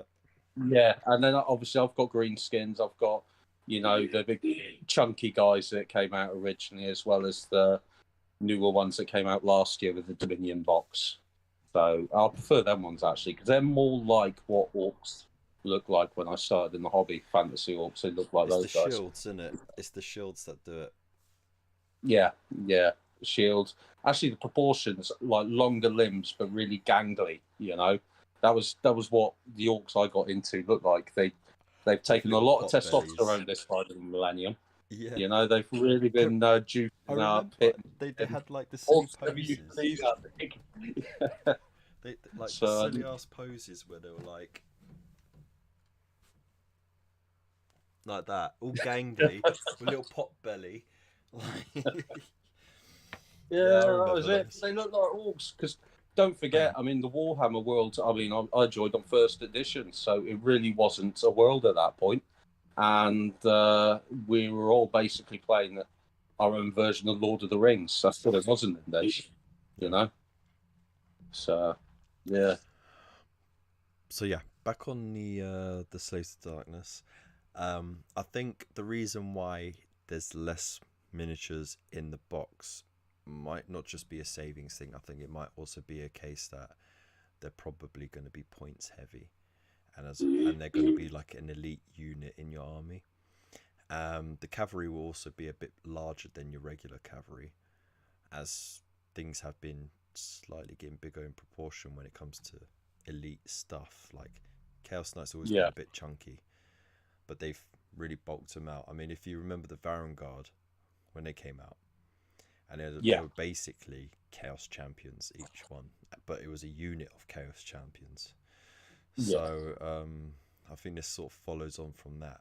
It's a long overdue expansion on that idea, to be honest. Oh God, yeah, the Slaves to Darkness. I mean, that was the one thing because the minis in the box set were so fantastic, and they really were in you know the previous edition. But you couldn't get them anywhere outside of that getting started box.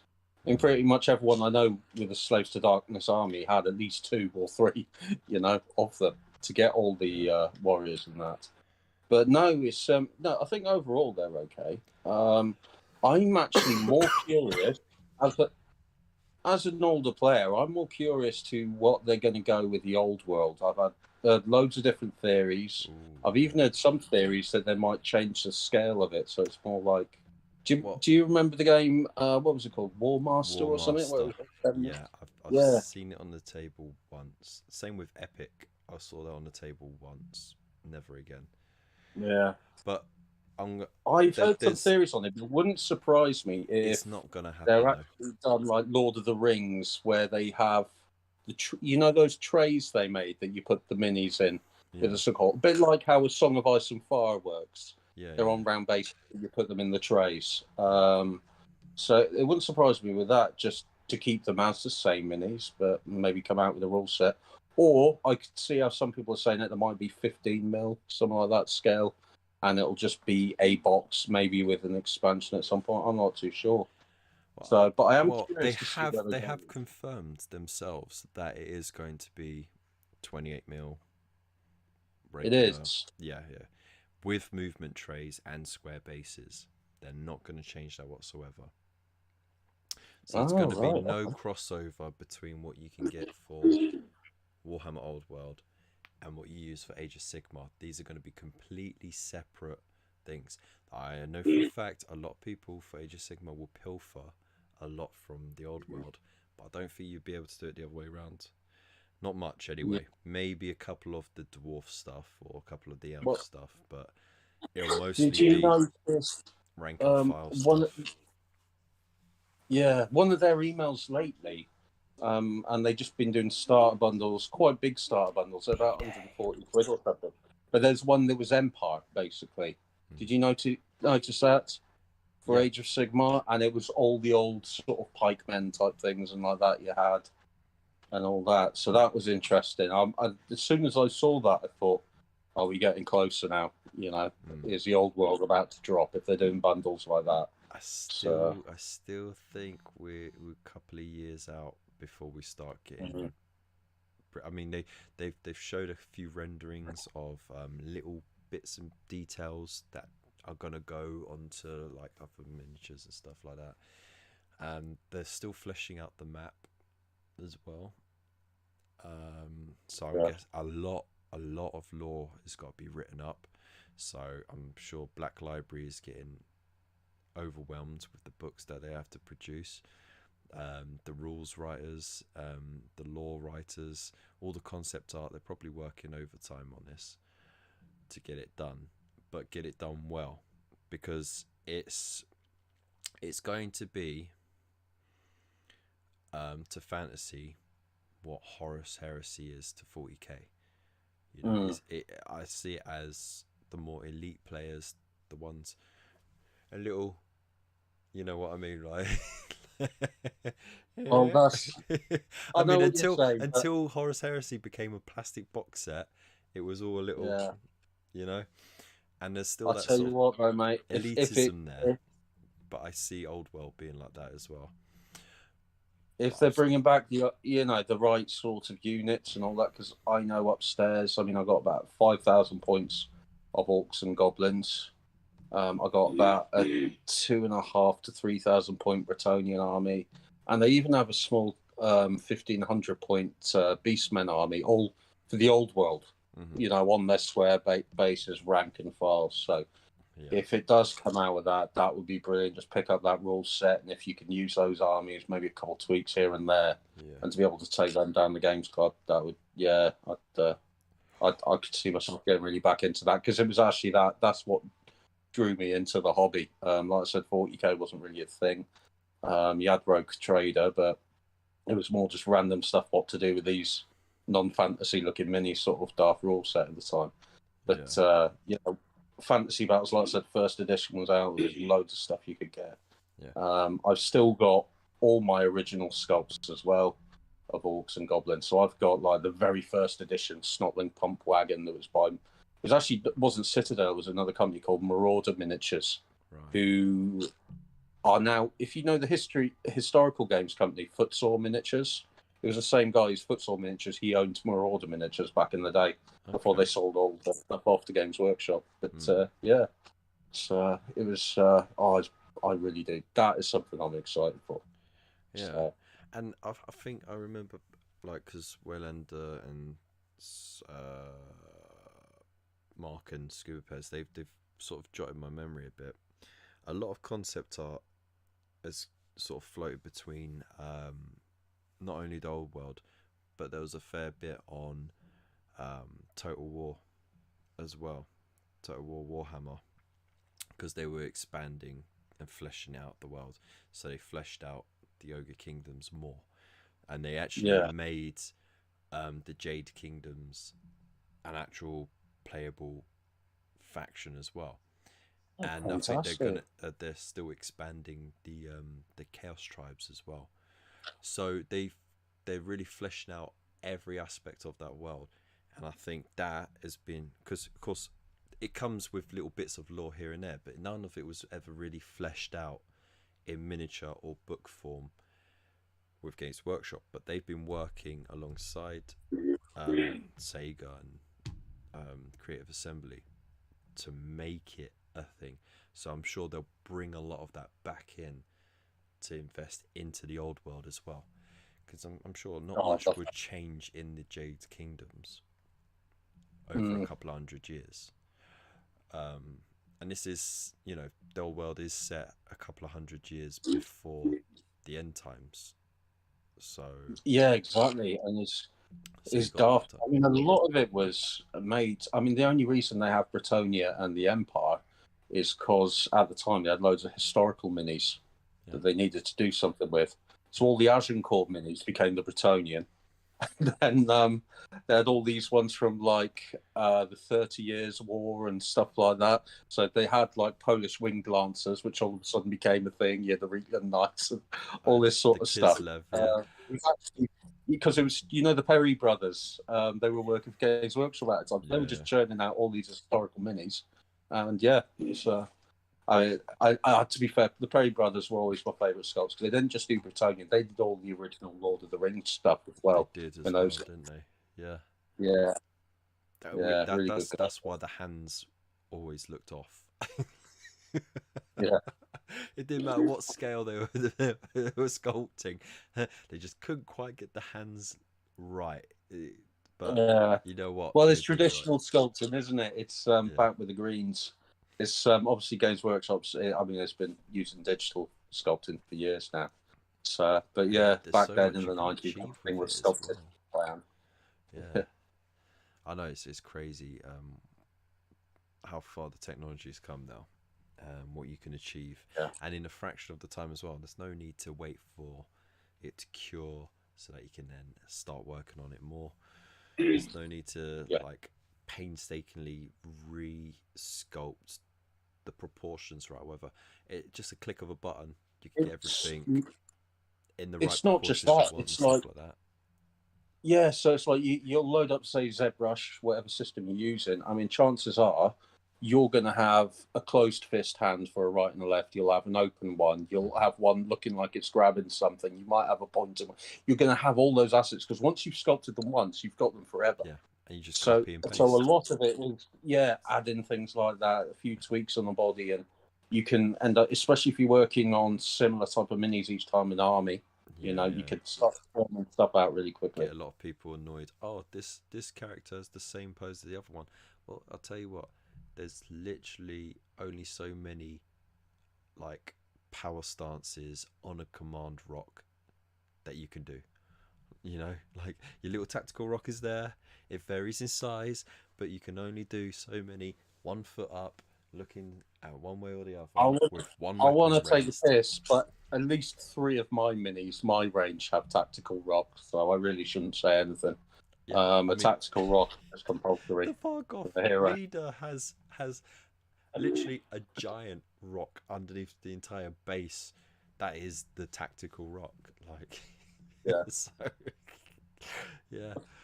Oh, Border Princes as well. Yeah, all these little things, like the Dogs of War that they had. Remember those? Yeah, they were brilliant, and they came out, and you had all these different pikemen. It looked like, you know, something from the Macedonian armies of Alexander. Like a phalanx, Oh, they're brilliant. I had, because of my orc goblins, I had the hobgoblin wolf riders that looked like Genghis Khan goblins. Yeah, with the little fur-lined caps. Yeah, and the thing is, the orcs and goblins, they were such a funny army to play because you had the animosity, so you had to roll the dice for every single unit you had except your black orcs. If you rolled a 1, they failed their animosity, so then you had to roll to see what they do.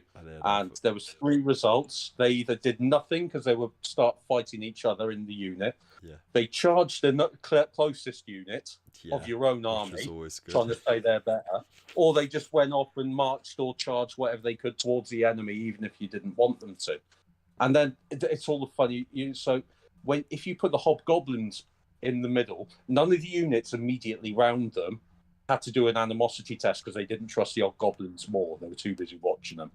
Yeah. But the best was having a unit of snotlings because they had this rule called mimic.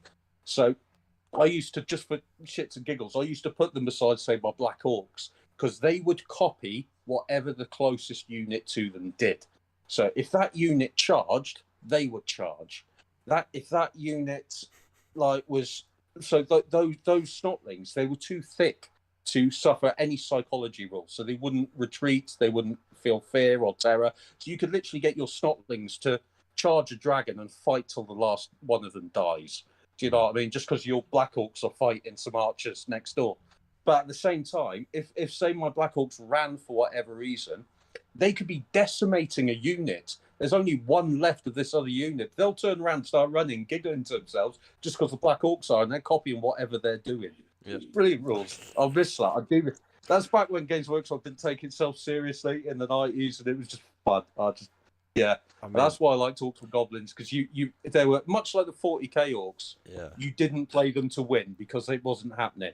Yeah. You know, they were just a fun army. I mean, when Age of Sigmar first dropped as like as part of the transitional phase, they did bring in some silly rules for like special characters and stuff to like get their special abilities, and there was it did tear the community apart a bit, with some like just going along with it because it was a laugh, and others just going, oh fuck that, I'm not doing it, just give me a bonus. You know, it's like it's like just look, the game that you've invested years and tons of money in is now done. Here is a new system that you can enjoy. It's a bit more flexible on what you can do, and they're gonna get better as they go along. Sure, they could have had a bit more of a fully fleshed system out, but they were working to not have half the company die. And I liked the fact that the rules were so short. Was there some ambiguity to it? Sure, but at the same time, the simplicity was refreshing, and it was a lot quicker to just pick up a game and go. You know. Yeah. And Yeah, very I mean, quickly just became a massive tome again. You know. Yeah. It was just, I don't know, it's a really straightforward game. It was the only downside, and it still is with Age of Sigmar and 40k, is it's a you go, I go sort of thing, which sometimes it's nicer when you just, certainly for my own games, I prefer activations, like, so we just do one unit each, because otherwise you can stand there for a whole turn. It could be 30 minutes and you're just watching your army get decimated, and it can be a bit painful sometimes. Yeah, I prefer alternate activations. And but it reflects phases. real combat a bit more as well, actually, because there's a bit more going on. You don't just stand there and get shot and just go, oh no, I can't shoot back yet because the general hasn't moved yet. Yeah, so I do prefer activate, but I mean, with that aside, that it was such a good game, the old fantasy game, and the old 40k was like it in its own way, because you just had the straightforward. There wasn't like Age of Sigmar now. It's got like about 8 bloody phases. Like half the phases, me and my kids don't do. We play it like it's old Warhammer. There's a movement phase, a shooting phase, attacking phase, and then the wizard sort of bit. And that was it. The 4 phases. That's how we play it. So we kind of play Age of Sigmar like, although individual minis, not rank and file, but it's more like original Warhammer with how I've sort of changed the rules up for it. Because we don't play, because like I said, they're only little kids, so we don't have all these extra rules you have for having certain formations in your army and stuff like that. It's like, you don't need that stuff, man. You don't. I mean, that's what was good about the old game. You knew, right, these are my archers, I'm going to want to watch these, I'm going to want some cavalry on this flank. And it was...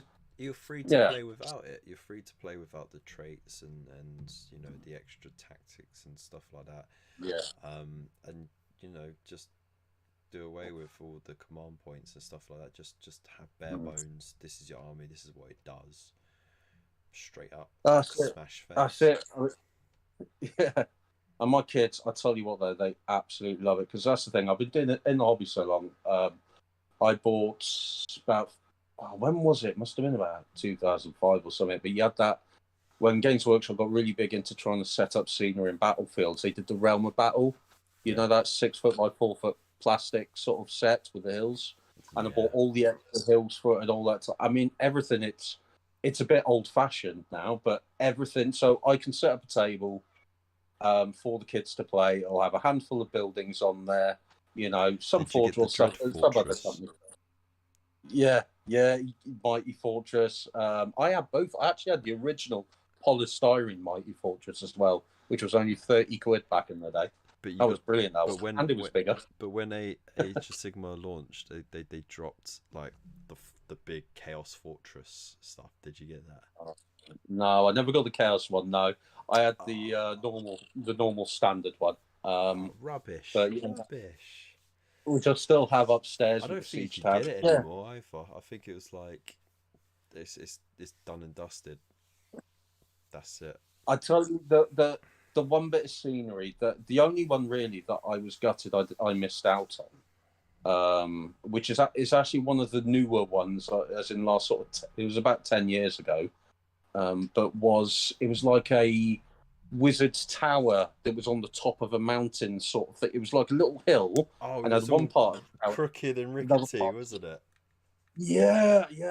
I'd never had the money for it at the time, and I really regret not getting it when I could have got it, because didn't it have a long gone telescope now, on the top as well? Yeah, I had the giant telescope in that as well. Yeah. Dude, hobby goals. Yeah, that's why my kids love playing it, because they get there and they've got a fully painted board. You know, everything's flocked, houses and all that, and so their armies, they are really enjoying painting them up and gradually seeing more units get painted. Yeah. Do you know what I mean? I mean, that's how I get kids in the hobby. Just make it real for them, man. Simplify the rules to their level, whatever stage they're at, and then just go for it. You'll find they'll go for anything. Exactly, for sure. Yeah. Quick look in chat. We've got a couple of things. So where was it? Remember back in the day where you could watch Perry sculpting live at Games Day? I mean, yeah. I didn't go to my first Games Day until I was 14, and that was when you were allowed to go with the Games Workshop club. So, wow, so not till 4 years ago. Exactly. Even though Games Day hasn't existed for fucking knows how long. Scoop Pez says, "Wash your mouth out, Kev. Tactical Rocks is up there with Superhero Landings. What bad for your knees?" Large Blast Podcast says the rules for fantasy got mental by the end. I mean, they were kind of fun, I suppose. What was it? They did actually. It got like 40K. Storm of Magic was crazy, and it was the first time that Bretonians got new rules, and I went with it. I ran with it, and they were fucking awesome. So were my dwarves. Oh, mate, if you put your knights into that triangle, that arrow, whatever they call that formation, they would just decimate anything they charged. It was a three. It was a rank of 3, and then however far. No, you had to do the diamond, so there was like the 1, 2, 3, and 4, and you did them like that shape formation, and that you would charge them with that, and they would probably just when you played, but when I was playing, it was literally just a minimum of 3, and then you could go back as many rows as you could, and every night on the outside, going all the way back, got an attack as well. So you'd load up all your characters in the front, go character heavy on the front, and then get like at least 4 ranks behind it. And you had to with Bretonian, you had to fork out the money. You had to fork out the money. Grail Knights, mate, and Questing Knights. You had to have them. Buy up the Knights of the Realm and just convert the heck out of them. That was it. Tabletop says, "I love how." It's just moved. I love that Dodge knows so much about orcs. I know where to go with my questions now. Scoopers says the orc shock attack gun and orc jump troops were always fun to play against. Shock attack gun. Sure. That literally shot snotlings into the enemy. End up with your armor full of snotlings. yeah. Sometimes your insides, because sometimes it went wrong, and you had one in your stomach trying to scratch his way out. Yeah. White Dwarf cardboard scenery has come up again. Yeah, we mentioned that earlier. The good old days. You know what? I do remember growing up. You could get these books from the bookshop where you could actually cut out little like buildings and stuff like that, and you just folded it up and put it together. Same with like animals and dinosaurs and stuff like that. So it would be good to see that come back because it's cheap. It doesn't take up much space if you want to just flatten it down. Can it support weight? Probably not. But if you just want some cheap scenery thrown around the table, it's perfect. It's coloured in and everything. Yeah. Hello, Lupus Canis, by the way. Late? Why? Were you expecting me to be this late? That was a one-time thing. Dodge, a scaly back to a poacher. It's been a pleasure tonight, dude. You too, buddy. Yeah. Scaly backs are Sigmas. And poacher's my old unit. So there you go. Have a good night, mate. Everyone's just I've already had my tea, but thank you for reminding me. Wayland says, same with the archers, Dodge. Everyone could shoot instead of just the front row. Yeah, you could do volley shots, right?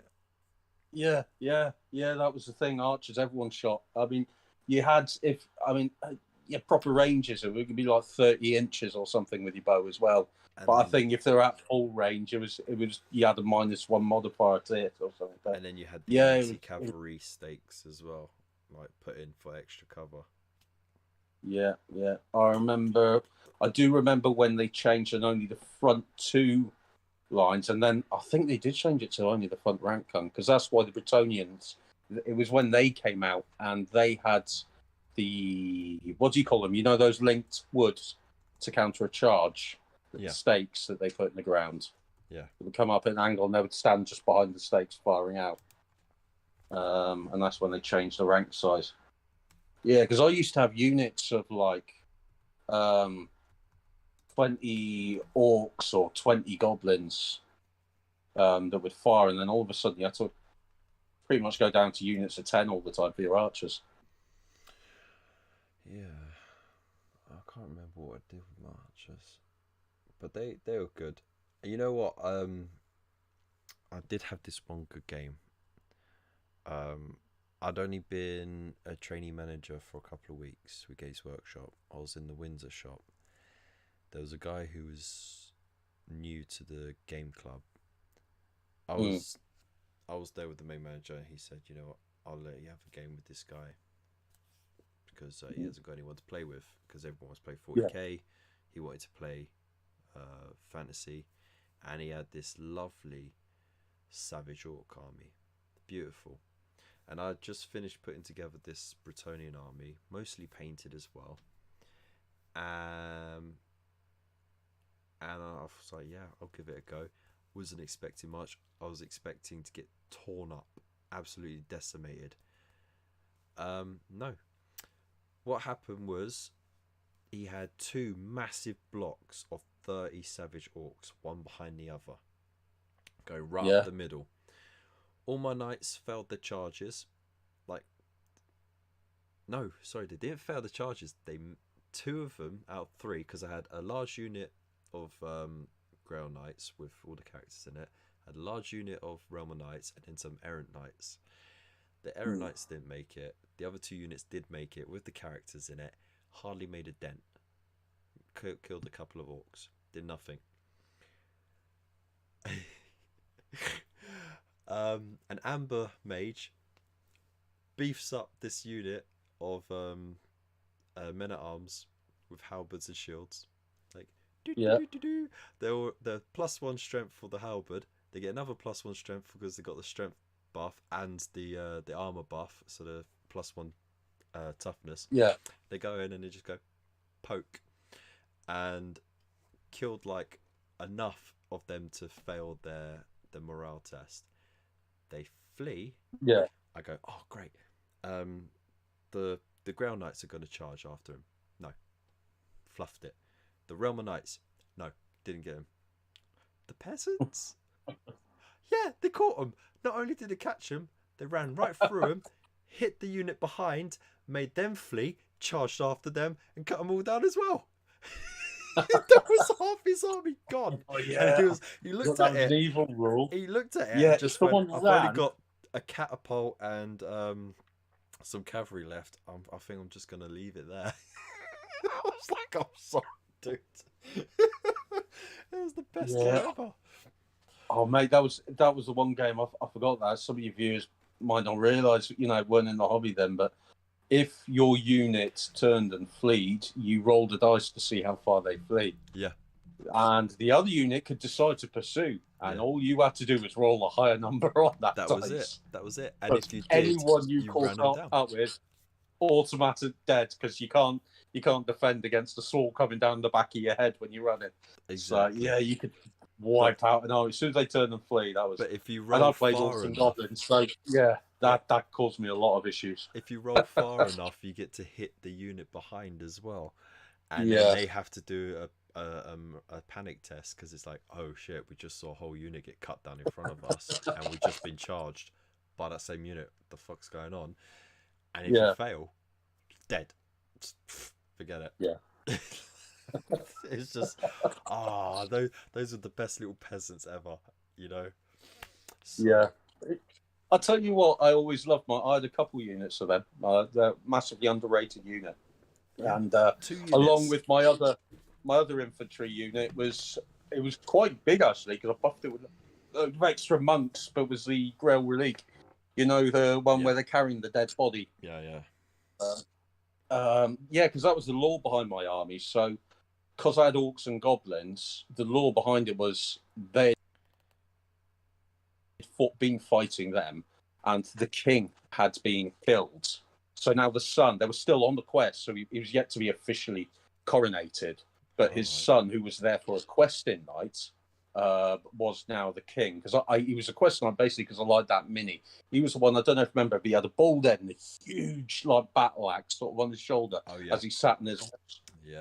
So I had the mounted sorceress, the sorceress on the foot. So basically, one was his mother, one was his sister, sort of thing like that. So it was all family there. So like I said, the Grail Relic was a king with all the fanatics.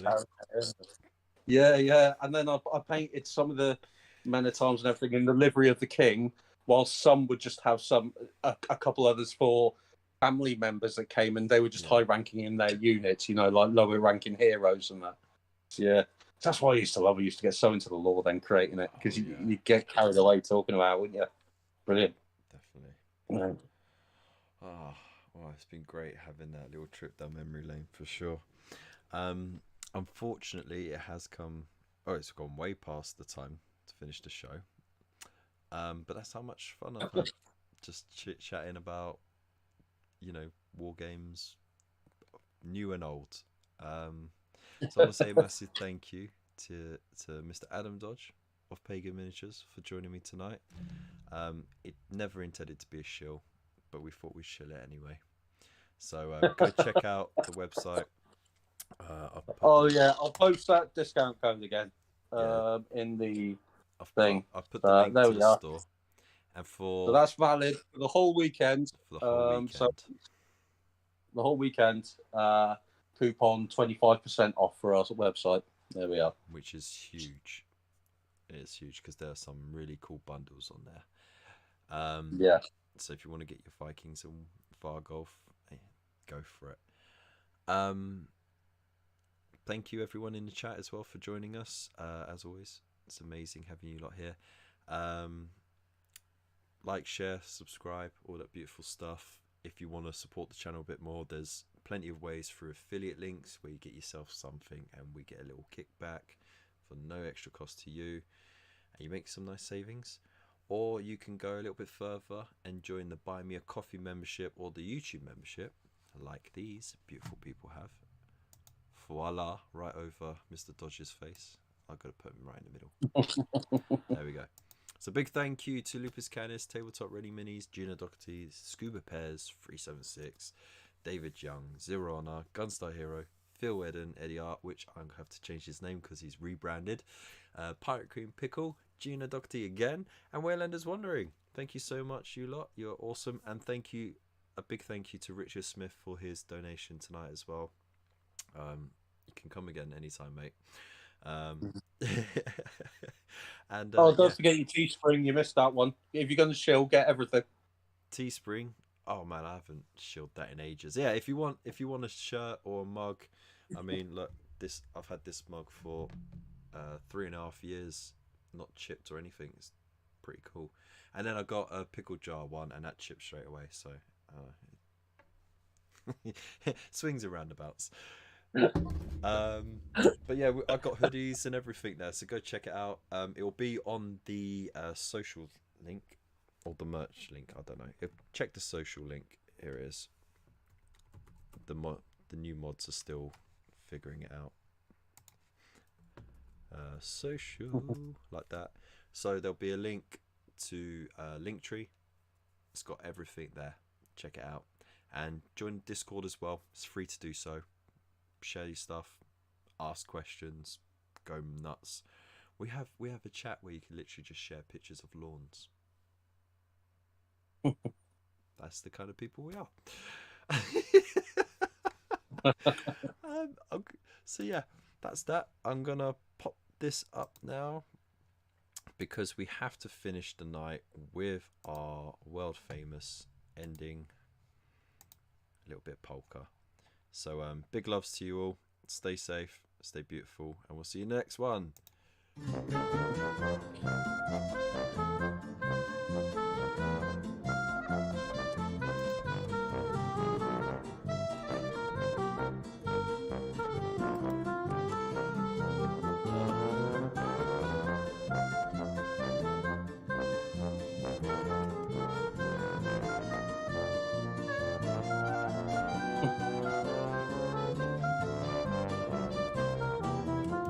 Oh yeah, and a big congratulations again to Mr. Fish for his newborn. Well done, mate. You have gone through the hardest part, which is seeing something get ripped out of your partner. Now comes the easy bit. The night feeds.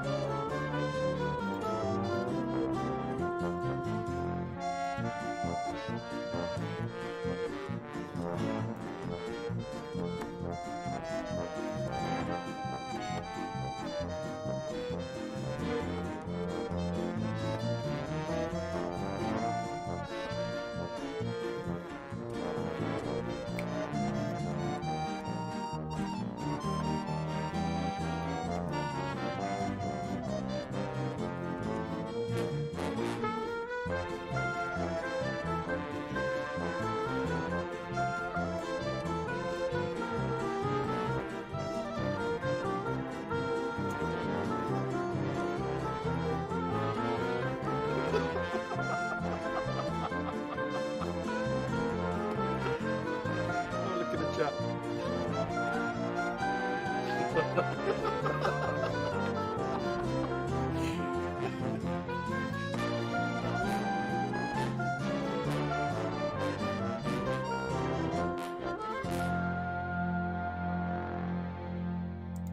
Good night. Bye. Bye. Bye.